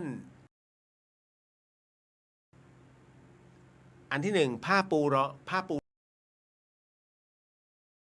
ถ้าเป็นครูบาอาจารย์รุ่นใหญ่ก็จะแนะนำว่าไม้จูเจียนะฮะก็คือไม้ที่ใช้ในการแซะฟันกับขัดฟันที่ทำจากเห็นไหมที่ผมพูดมาขยายครูบาอาจารย์ท่านสายตาไม่ดีแว่นขยายเนี่ยของอัญมณีมันจะมีไฟให้ดูอย่างที่ผมใช้อันนั้นน่ะนั่นน่ะไม่เท่าไหร่หรอกนำถวายได้ครูบาอาจารย์ชอบด้วยมันเราไม่รู้ค่าแต่ว่าท่านแนะนำอีกอันหนึ่งเป็นเรื่องของแว่นขยายนำถวายพระท่านนะฮะจะดีมากนี่แหละ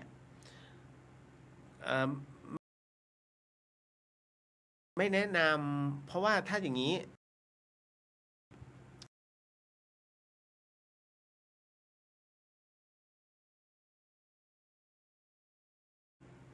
ไม่ชอบรำคาญวิวัฒนาการนะครับท่านจะขออยู่ในส่วนของความเป็นธรรมชาตินะความเป็นสิ่งที่ท่านต้องได้รับถ้าจะพอใจแค่นั้นดังนั้นง่ายสุดเพื่อไม่ให้ท่านปฏิเสธแว่นขยายไม่ใช่แว่นขยายตามร้านเครื่องเขียนได้ให้มันมีไฟหน่อยใช้ได้นี่แหละผมใช้ไปซื้อนำถวายใหม่นะฮะมันก็มีประโยชน์จริงนะผมยังชอบใช้เลยนะครับไม่ใช่แก่นะครับเพียงแต่ว่า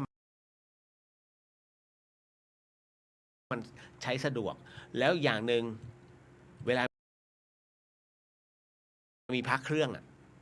ไม่ต้องไปใช้ตัวส่องมากมายส่องเลย ส่องเลยแว่นขยายจบ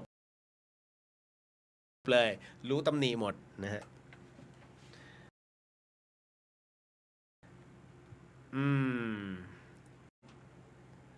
แล้วกรรมน้องอย่าเพิ่งสรุปเองนะฮะพี่เลียวเองก็ไม่สามารถจะฟันธงได้มันบ่แน่ทุกอย่างเนี่ยใช้คำนี้เลยว่ามันบ่แน่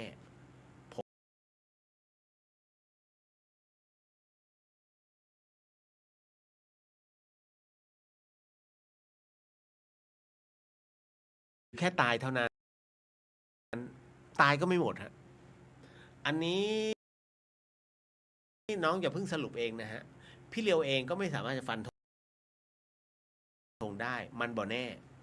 ทุกอย่างเนี่ยใช้คำนี้เลยว่า มันบ่แน่ ผมจำขึ้นใจฮะคำหลวงพ่อชาเนี่ย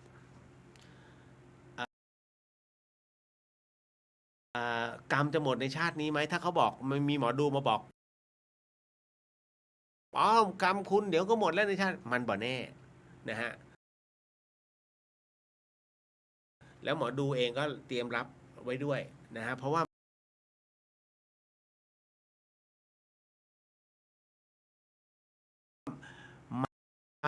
เรามิได้ระลึกถึง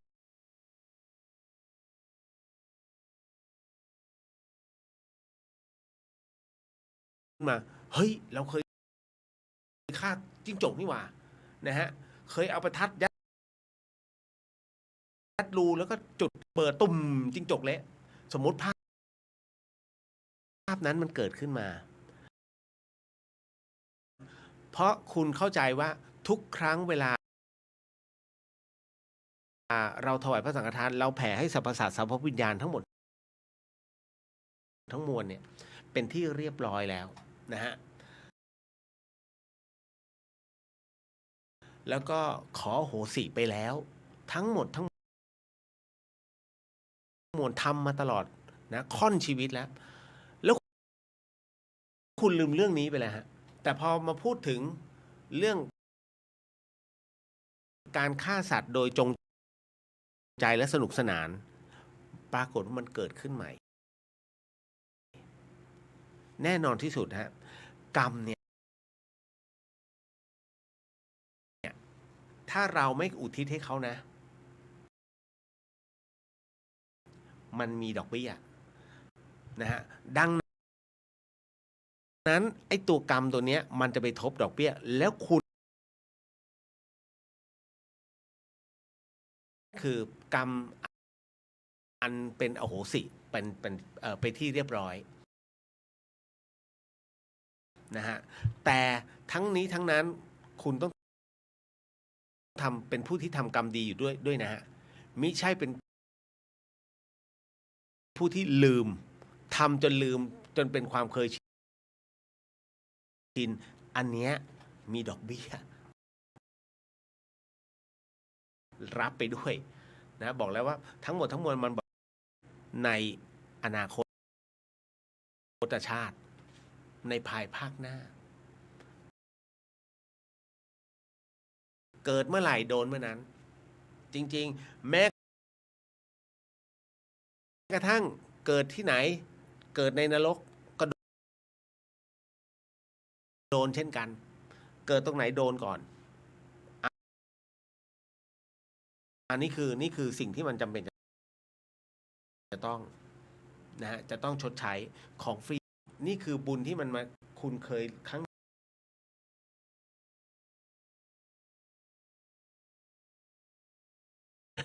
คุณเนี่ยแว่นขยายแบบคูณเรียวใช้ใ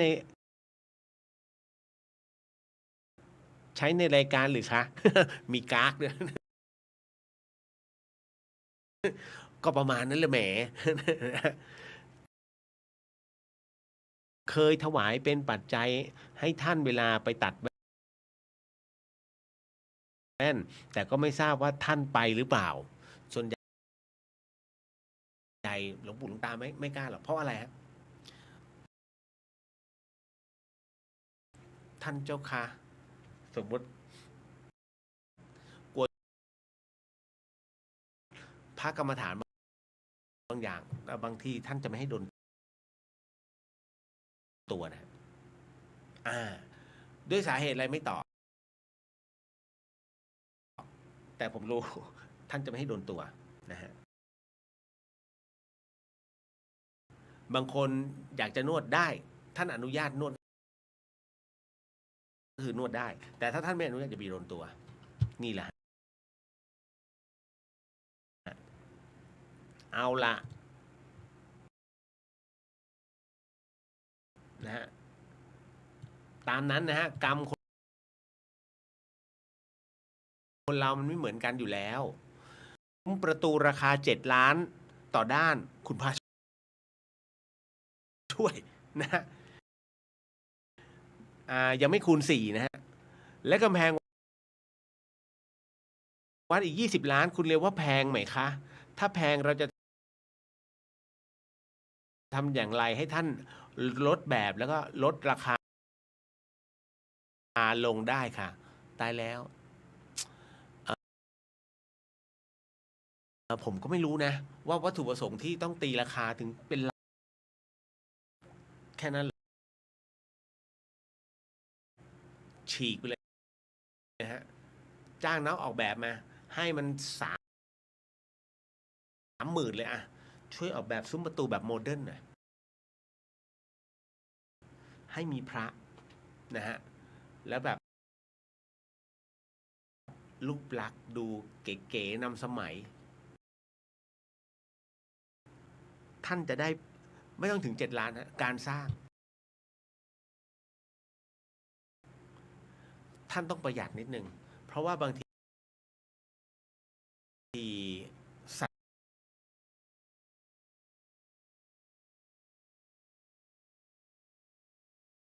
ถ้าคุณเข้าไปในป่าคำว่าค่าแรงขั้นต่ำไม่มีฮะจริงๆ50 บาททำป่ะไม่ทำก็ไม่ต้องทำก็เอา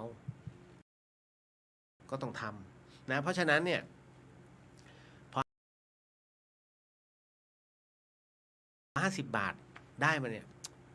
เอาวะเหลือไว้ซื้อวัตถุดิบเข้าบ้านเพื่อลูกๆเจียดทำสัก10 บาทเห็นไหมจาก50เหลือ40 บาทแต่วันนี้ท่านสร้างซุ้มท่านว่าท่านต้องการสร้างขนาดนั้นนะฮะวัสดุดีๆหรือว่าอะไรก็ตามเนี่ยมันก็แพงเข้าใจนะฮะเพียงแต่ว่าลดสเปคลงหน่อยปรับรูปแบบได้ทั้งหมดทั้งมวลพระพุทธเจ้าไม่ได้ให้ค่าในเรื่องของกำแพงแก้วหรือว่าซุ้มวัดนะฮะพระพุทธเจ้าให้ค่าของพระธรรมเขาเต็มที่กับแต่ท่านเอาศรัทธามาสร้างอย่างสุรุ่ยสุร่ายเนี่ยผมว่าไม่เหมาะนะฮะแต่ถ้ามองแล้วอ๋อซุ้มประตูนิยมมันเข้าไปทำงานข้างในซุ้มได้มันเป็นชั้นเราเอาใช้วางของไว้เก็บของนะฮะแล้วซุ้มนี้มันมีตัวฉีดฆ่าเชื้อเขาก็กดไฮดรอลิกมีประตูข้างในปิดมาอีกรอบหนึ่งผมเนี่ยไม่ได้แอนตี้หรอกผมเห็นวัดใหญ่ๆเนี่ย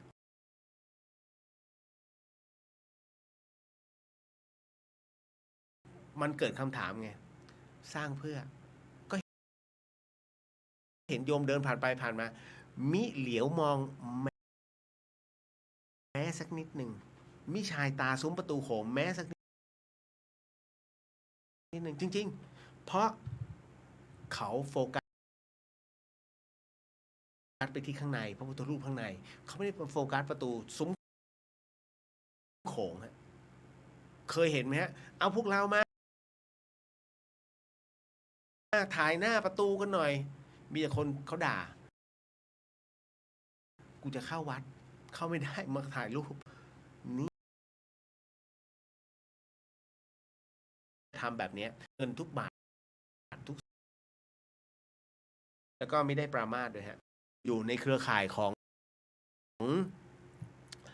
ศูนย์พิทักษ์พระพุทธศาสนานะฮะเพราะฉะนั้นเนี่ยบางทีเราก็ทนไม่ได้หรอกมีใครมาว่านะฮะอะไรแบบนี้กับพระสงฆ์นะครับเอาละผ่านไป1 เรื่องนะฮะจะทำอย่างไรใช่ไหมให้ท่านลดก็คงต้องคุยกับท่านเนี่ยมันไม่ก่อให้เกิดประโยชน์ประหลาดนี้ อันนี้ฟังเอาไว้นะฮะนั่งส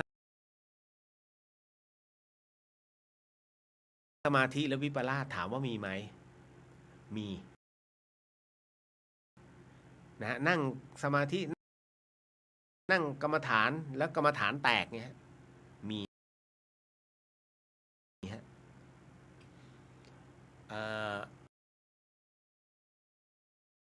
อันเนี้ยตอนแรกที่ผมเจอเองเนี่ยฮะกับครูบาอาจารย์เนี่ยฮะที่สมาธิแตกจน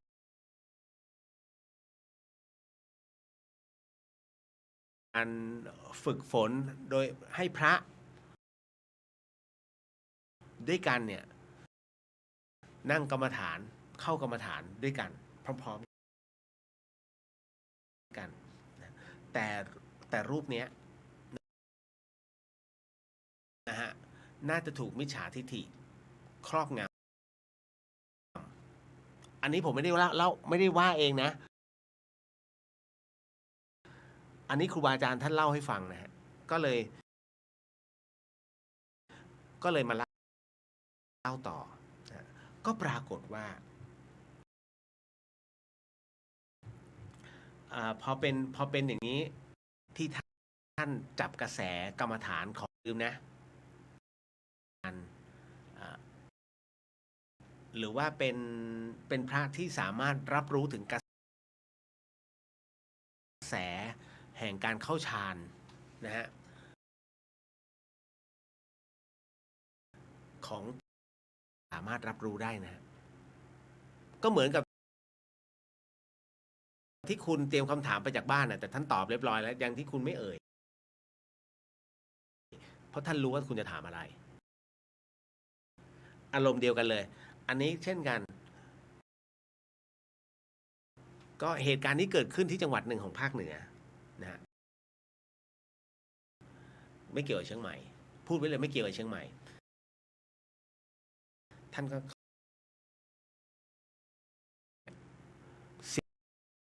10 กว่ารูปท่านกำลังจะเข้าไปถึงฌานกำลังจะจับได้ก็กลัวว่าจะเหนือกว่าท่านก็เลยแกล้งใช้คำว่าแกล้งเลยโดยการที่เดินไปใกล้ๆแล้วก็เหมือนกับทำบางอย่างฮะที่เป็นเสียงดังนะฮะตกข้างๆพัวพอตกพัวท่านที่เข้ากรรมฐานอยู่ก็สะดุ้งพุ่งพอสะดุ้งเสร็จปุ๊บเนี่ย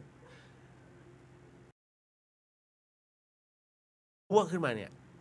ที่เกิดขึ้นแล้วเกิดขึ้นแล้วคือไม่อยากให้ใครได้ดีกว่าดังนั้นเนี่ยท่านถึงบอกเวลาฝึกให้ฝึกพร้อมกันก็จริงแต่ว่าผู้ฝึกนั้นนะฮะจะต้องเป็นผู้ที่รับรู้แล้วก็ใจกว้างเป็นพร้อมเป็นครูบาอาจารย์ได้จริงๆแล้วเมื่อฝึกเสร็จแล้วได้แล้วไปฝึกเองต่อนะฮะก็ผมก็เลยถามว่าจริงเหรอพระอาจารย์เขาทำแบบนั้นจริงเหรอจริงนะฮะเพราะมันจับกระแสได้ไงพอมันจับกระแสพวกไอ้นี่จะเกินหน้าเกินตาปุ๊บต้องแก้ที่นี่แหละที่เชียงใหม่แล้วพอพลาดเสร็จปุ๊บเนี่ยมันถูกแทรกถูกร่างอื่นเข้าแทรกนะฮะ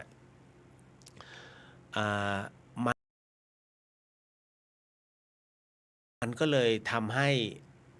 เหมือนกับว่าไม่เป็นตัวของตัวเองแล้วก็ผิดเพี้ยนไปเลยต้องท้ายสุดแล้วต้องไปเข้าโรงพยาบาลสวนปรุง ในในพรรษาเลยแหละก็เป็นสงฆ์อาพาธถ้านั่งกรรมฐานแล้วกรรมฐานแตกถือว่าเป็นสงฆ์อาพาธนะครับต้องเข้าโรงพยาบาลเนี่ยในขณะที่อยู่ในพรรษาถือว่าเป็นสงฆ์อาพาธไม่ขาดพรรษานะครับอันนี้ก็เลยต้องแจ้งทราบเนาะนะฮะเดี๋ยวบางท่านไปปรามาสนะครับต่อโอ้เรื่องอันนี้เดี๋ยวนะฮะเอาเรื่องข่าวสารก่อนที่หลายๆท่านถามเอาไว้นะครับเป็นเรื่องราวของ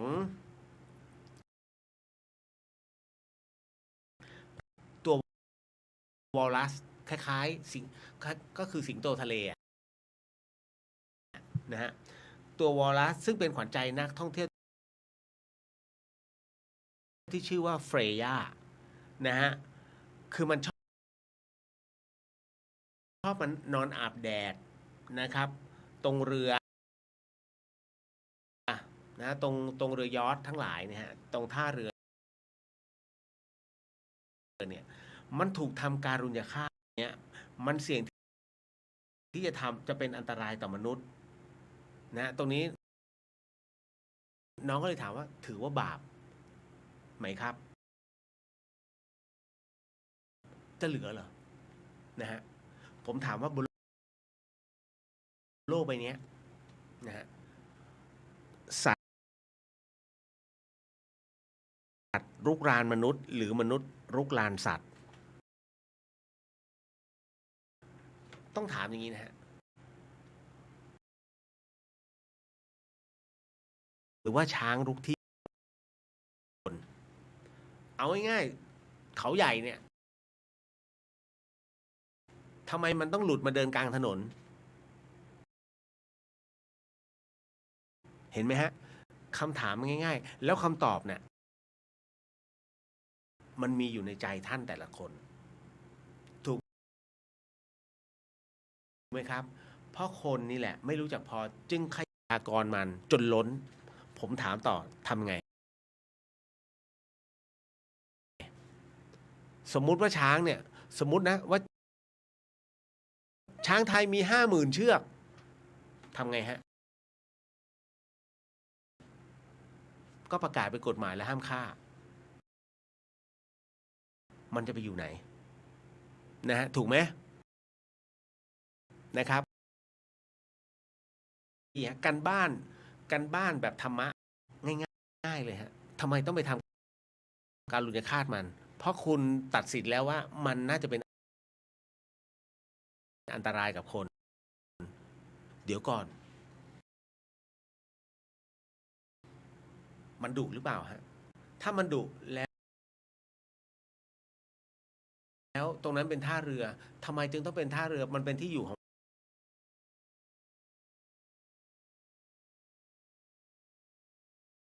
คือจริงมันมีวิธีคิดได้เยอะแต่ฝรั่งเขาจบตรงนั้นดีกว่าไม่ว่ากันกรณีถามว่าบาปไหมบาปกลับมาเรื่องการุญยฆาตของไทยนะฮะยังไงก็บาปเขาเรียกว่าเป็นการตัดกรรมสัตว์โลกหรือการทำการุญยฆาตที่มันรันทดในตัวจิตแต่ถามว่าหนีได้ไหมจิตมาอาศัยร่างเมื่อร่างกายใช้ไม่ได้จิตจึงต้องไปแต่จิตนั้นยังคงไม่เคยตายอย่างที่หลวงตาเปลี่ยนไปเรื่อยๆเปลี่ยนไปเรื่อยถึงวาระที่ต้องเปลี่ยนร่างไปถึงวาระที่ต้องถูกลงโทษจิตนั้นก็ต้องถูกลงโทษนะตามเหตุแห่งบุญและกรรม ราะฉะนั้นจิตตรงนี้จึงเขาเรียกว่าเป็นอะไรที่เรารับรู้อยู่แล้วนะว่าอะไรคือดีอะไรคือชั่ว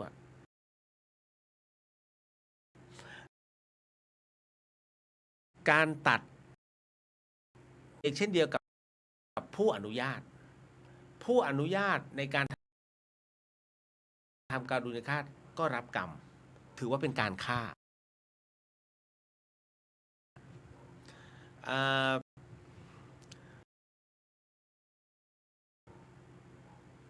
ต้องบอกนิดนึงนะฮะว่ามีพระสงฆ์นะเคยมีพระสงฆ์รูปหนึ่งนะฮะไม่เอ่ยชื่อไม่อะไรนะครับแต่ว่าอันนี้ก็คือเราพูดไว้เป็นวิทยาทานเผื่อคนไม่รู้ที่เป็นลูกคนเดียวแล้วปรากฏว่าท่านมีพ่อนะฮะซึ่งก็อยู่ในวัยที่เรียกว่ายังแข็งแรงอ่ะและปรากฏว่าพ่อท่านเนี่ยมอเตอร์ไซค์ล้มในสมองคราวนี้ก็เลยมาถามก็คืออธิบายว่าคนที่ก้านสมองตายเนี่ยเขาก็อยู่แต่ร่างกับเครื่องช่วยหายใจนะท่านอย่างนี้ถ้าต้องให้ท่านตัดสินใจแล้วว่าจะยังไงจะรักษาต่อนะก็จะต้องใช้ยาอยู่เรื่อยๆนะฮะแต่ถ้าไม่รักษาต่อนะครับเนี่ยท่านก็เลยบอกว่าพอปล่อยปุ๊บเนี่ยพอปล่อยเสร็จปุ๊บหมอก็ต้องปล่อยทำตามที่ความต้องการของพระปรากฏว่าพอปล่อยเสร็จปุ๊บหัวใจก็เริ่มเต้นช้าลงจนท้ายพ่อท่านเป็นที่เรียบร้อยวันหนึ่งพระรูปนี้ก็ไปคุยกับครูบาอาจารย์บอกว่าเนี่ยเคสของผมนะครับปรากฏว่าไปก็คือมันมีคำถามแบบนี้กับมาถามเรื่อยๆนะกับครูบาอาจารย์ครับนะฮะเพราะว่าพอดีพ่อก้านสมองตายนะหมอก็เลยถามนะฮะก็ถ้าต้องรักษา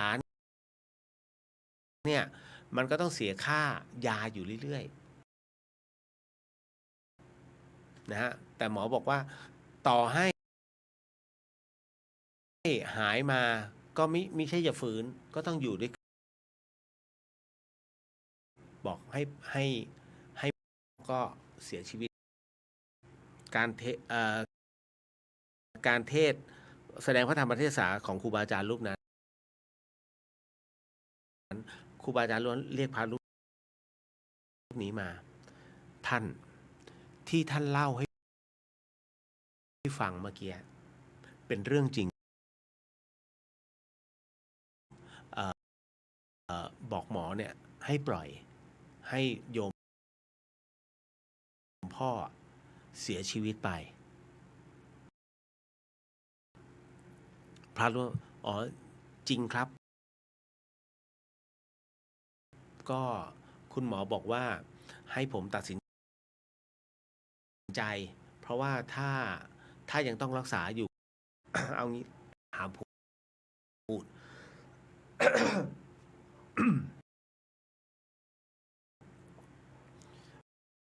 แป๊บหนึ่งนะฮะขออภัยด้วย ถูกห้ามพูด ขออนุญาตแล้วกัน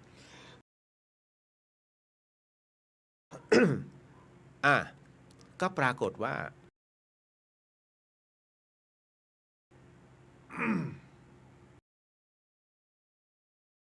อาชิกแล้วนะ พระรูปนั้นถึงกับสะดุ้งเฮือกเลย เอ้าทำไมครับทำไมผมปราชิก ท่านจึงอธิบาย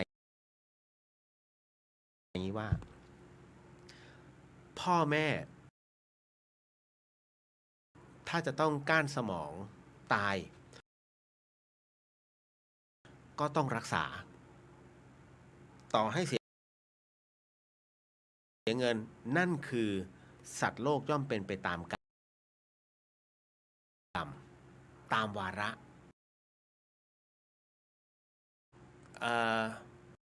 นั่นคือหมดวาระกรรม แต่พอท่านบอกว่าไม่รักษาให้หยุดแค่นี้ นั่นหมายถึงว่า ท่านกำลังเป็นผู้สั่งให้พ่อตาย นั่นคือการฆ่าพ่อ เป็นอนาถกรณีตรงนี้ถือว่าจัดเป็นการปาราชิก ซึ่งท่านเองก็ไม่รู้ แต่พอตอนนี้รู้ถึงกับปาราชิกศึกครับ ถึงบวชต่อก็ตานยอดด้วนไม่มีความก้าวหน้า เพราะพอ1ไม่ได้2ก็จะไม่ได้แล้ว3ก็ไม่ได้ เพราะ1มันไม่ผ่านไง นี่แหละฮะ เพราะให้เป็นหน้าที่ของ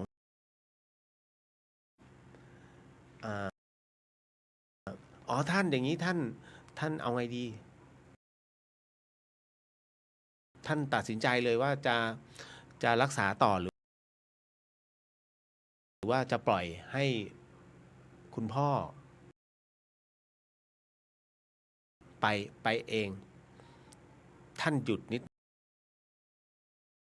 หนึ่งแล้วกัน แล้วก็พิจารณา แล้วก็บอกอาตมาขอปล่อยให้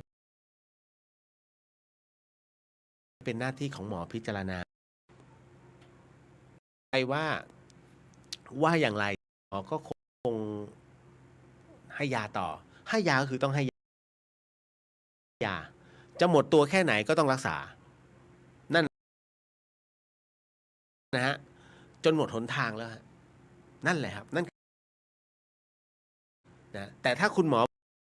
บอกว่าถ้างั้นหมอตัดสินใจว่าหมอถอดสายยางนะฮะท่านไม่ต้องพูดเลยนะฮะออกมาเลย ไม่ต้องก็ตามใจหมอ หรือถามคือ หมอจะบาปไหมที่ต้องถอดสาย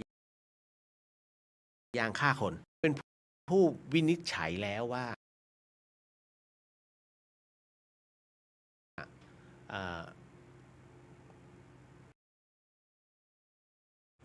ยังน้อยกว่า เพราะหมอคือเป็นผู้ที่มีหน้าที่ชี้ขาด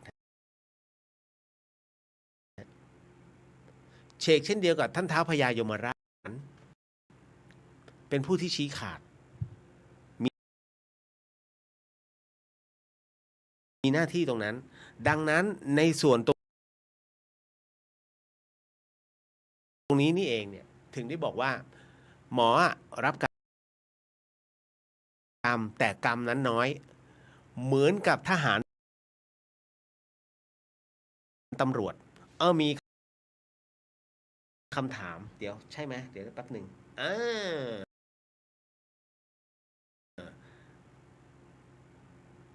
เหมือนกัน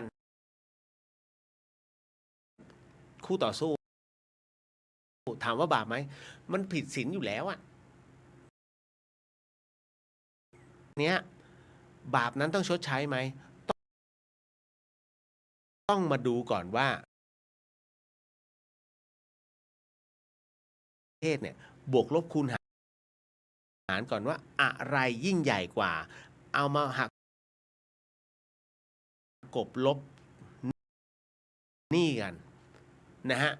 ต้องเอาบัญชีดอกเบี้ยมาหักกบลบกันเพราะฉะนั้นเมื่อหักกบลบกันแล้วทำหน้าที่ปกป้องประเทศชาตินะฮะโดยการยิงกบลบแล้วโอ้ยังได้บุญนะฮะอันนั้นคือฆ่าศึกศัตรูนะฮะเพราะฉะนั้นบุญบาปนะฮะเห็นไหมมันจึงมีการหักกบลบหนี้ของตัวกรรมเกิดขึ้นกรรมดีและกรรมชั่วที่เราเคยทำนี่แหละจ้านะฮะกรรมของผู้ที่กีดกันผู้ปฏิบัติภาวนาคืออะไรคะลงนรกสิคะ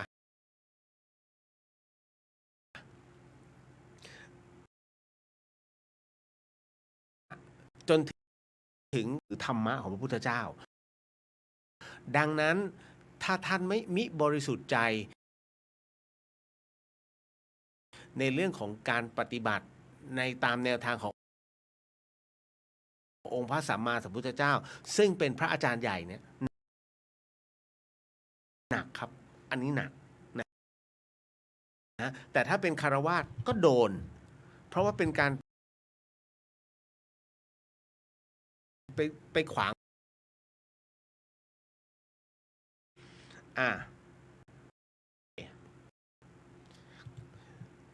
มาตอบคำถามก่อนน้องถามไว้ว่าผีคืออะไรฟังแล้วคุณจะไม่กลัว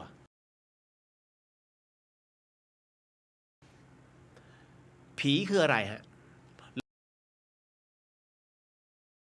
หลวงปู่มั่นภูริทัตโตนะครับครูบาอาจารย์แข็งหลวงปู่ก็เนี่ยร่างของคนเนี่ยที่มันนอนแข็งเขาเรียกว่าผีนะไอ้ที่ต้องหลุดออกไปเขาเรียกจิตไม่ใช่ผีนะฮะจิตหรือวิญญาณนะฮะแต่คราวนี้ก็คือว่าไอ้ตัววิญญาณเนี่ยรวมแล้วก็ต้องปรากฏแล้วโอ้โหไอ้นี่เหนียวบุญว่ะเสียเปล่าเสียกำลังบุญมันจะสลายเอานะฮะคือมันจะไปปรากฏทำกำลังให้มาปรากฏอีกรอบหรือว่า2 รอบไม่ได้บุคคลคนนี้ดังนั้นเวลาเขาจะไปปรากฏท้ายที่สุดแล้วเนี่ยเขาก็จะมาปรากฏให้คนนี้เห็นและพอคนนี้เห็นปุ๊บอุ๊ย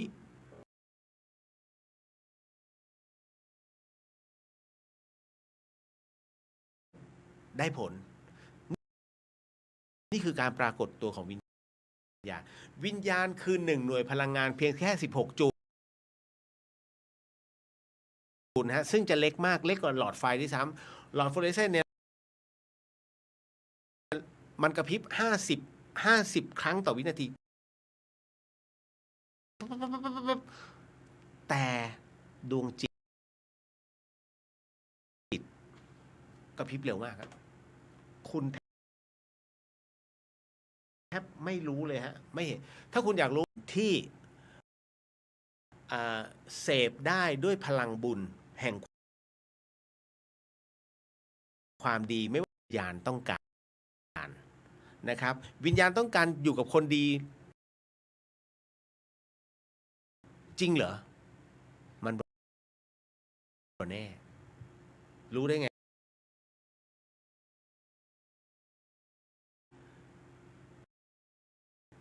ก่อนหน้านี้เขาเป็นคนดีไหมเขาเป็นคนดี ไม่ได้คิด แต่ด้วยภาวะบางอย่างที่มันโดนบีบคั้น อาจจะต้องก่อคดีไม่คืนนี้ก็พรุ่งนี้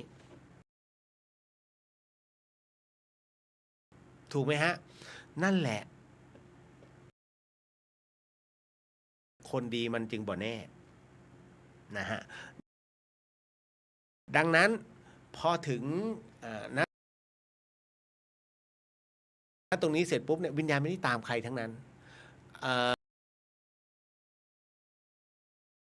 ผู้นะใครใส่บาตรทุกเช้าเป็นคุณไม่ตามเหรอ อิ่มทุกเช้า นั่นแหละ เพราะฉะนั้นนั่นแหละครับ เขาจึงต้องตามแบบนั้น แล้วก็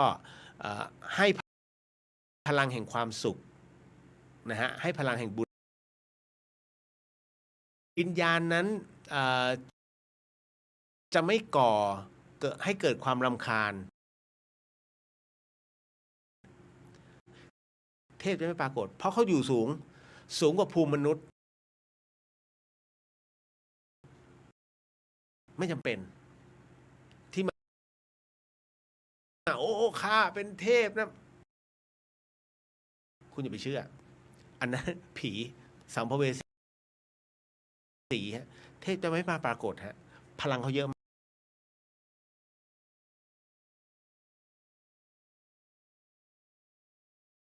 ที่ลง แต่คราวนี้ที่ลงแบบไหน เทวดาที่จองจะตกสวรรค์อีกเพียบแต่คราวนี้มันก็จะมีประเภทที่มาแฝงคุณจะเห็นอยู่เรื่อยๆสามารถสัมผัสได้ตามนี้นะตาหูจมูกปาก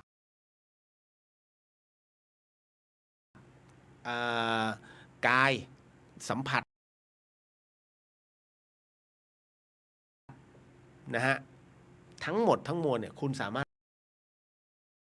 สัมผัสได้หมดเขาจะมาในรูปแบบนั้นกลิ่น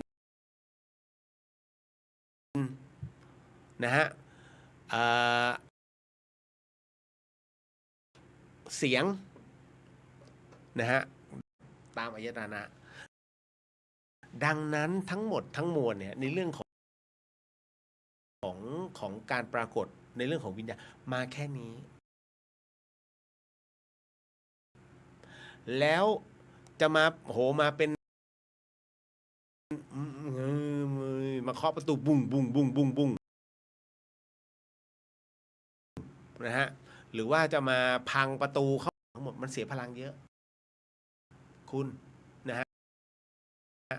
ถ้าไม่ใช่อเมริกาใต้เขาซอมบี้ถูกไหมฮะอินโดนีเซียหมู่บ้านโทรจานกับอีกหมู่บ้านหนึ่งอะไรจันจันแล้วศพก็ลุกขึ้นมาเดินเฮ้ยเขาไปถ่ายสารคดีนะไปถ่ายสารคดีเรื่องจริงนะฝรั่งแต่ห้ามคุยคนที่พาศพไปบอกทางได้เดินตรงไปแต่รู้สึกว่าเขาจะเดินได้ไม่ถึงต้องมีคนนำทางเขาเดินตรงเลี้ยวซ้ายศพเขาก็จะเดินเลี้ยวมันเป็นเรื่องที่อัศจรรย์มากอันนี้ของที่อินโดนีเซียแต่ถ้าเป็นลัทธิซอมบี้ใช่ไหมบูดูอะไรทั้งหลายเนี่ยอันนั้นเหมือนยังไม่ตายฮะแต่ว่าใช้เป็นว่ารู้สึกตัวไม่รู้สึกเจ็บไอคล้ายๆกันแต่ลิ้นฟ้ามันเป็นยาเสพติดมันเป็นยามอมแต่นี่ไม่ใช่อันนี้มันสำหรับรับคำสั่งให้ทำอะไรทำหมดเหมือนเป็นซอมบี้ นั่นแหละอันนั้นคือในรูปแบบ แต่พระท่านไม่ได้มีเจตนาฆ่านี่คะเป็นภาวะที่โดนให้ตัดสินใจแทนผู้ป่วยในฐานะญาตินี่คะอ๋อโดนฮะยังไงก็โดนตัดสินไม่ได้ให้เป็นหน้าที่ของหมอทันที อันนี้ผมถามแล้วท่านบอกว่าไม่โดนเหมือนกัน อีกก็ไม่ใช่หรือคะ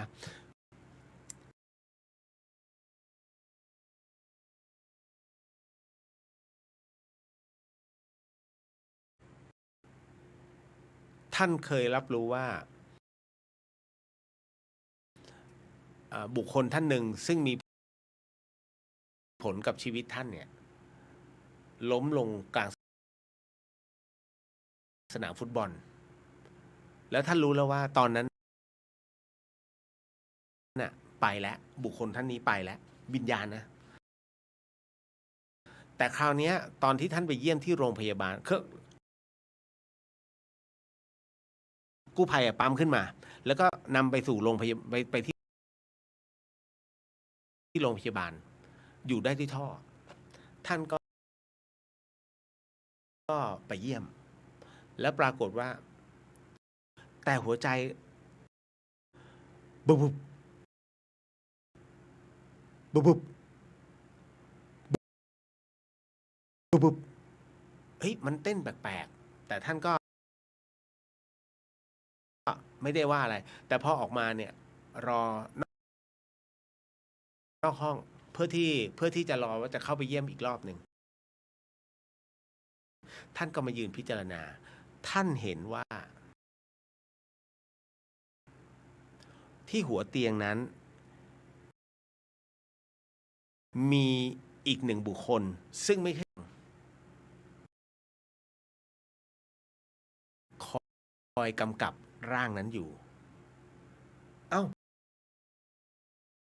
ท่านก็สงสัยเอ้าแล้วบุคคลที่ท่านต้องการนั้นอยู่ไหนท่านก็เลยเข้าสมาธิคุณพระช่วยกำลังอยู่ในกระทะทองแดงท่านต้องผ่านอันนี้เล่าสู่กันฟังนะอ่านเสร็จปุ๊บก็ขอคนท่านนั้นจากที่เคยอยู่ในกระทะทองแดงนั้นเปลี่ยนร่างเลยฮะอย่างดีนี่คือบุญของท่านอ้าวแล้วท้ายสุดแล้วไอ้ที่บุบบุบบุบบุบตรงนั้นใครเป็นดวงอื่น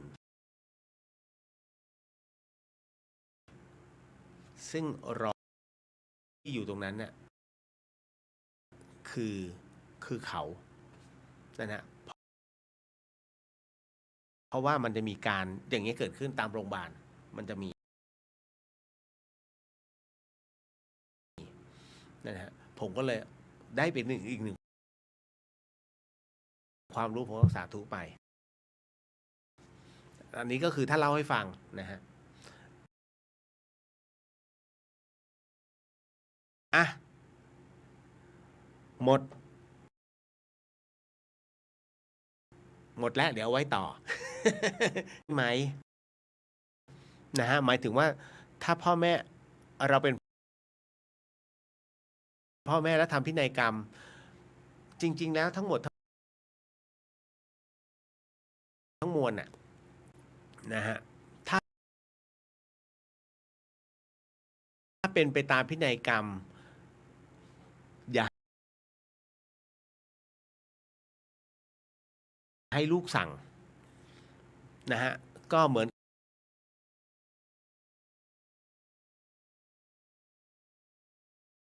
กับว่าต้องมีผู้ที่อ่านพินัยกรรมให้คุณหมอฟังครับ สาธุสาธุสาธุสิ่งหนึ่งสิ่งใดที่ผิดพลาดพลั้งไปต้องขออโหสิกรรมมาณที่นี้ไม่ได้ตั้งใจหรือมีเจตนา ก็ขอมอบไอ้ส่งผลบุญในค่ำคืนนี้ถวายแด่องค์พระสัมมาสัมพุทธเจ้าทุกๆพระองค์พระธรรมเจ้าทุกๆพระองค์พระอริยสังฆเจ้าทุกๆพระปัจเจกพุทธเจ้าทุกๆพระองค์พระอสีติม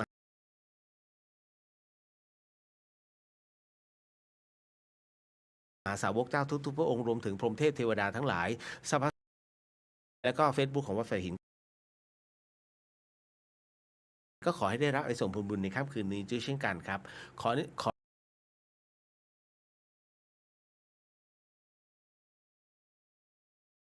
อนุญาตขอมอบไอ้ส่งผลบุญในค่ำคืนนี้ให้กับ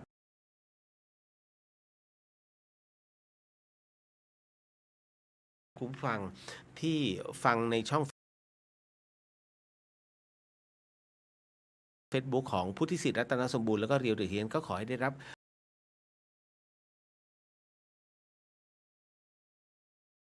อานิสงส์ผลบุญในค่ำคืนนี้ด้วยเช่นกันขอ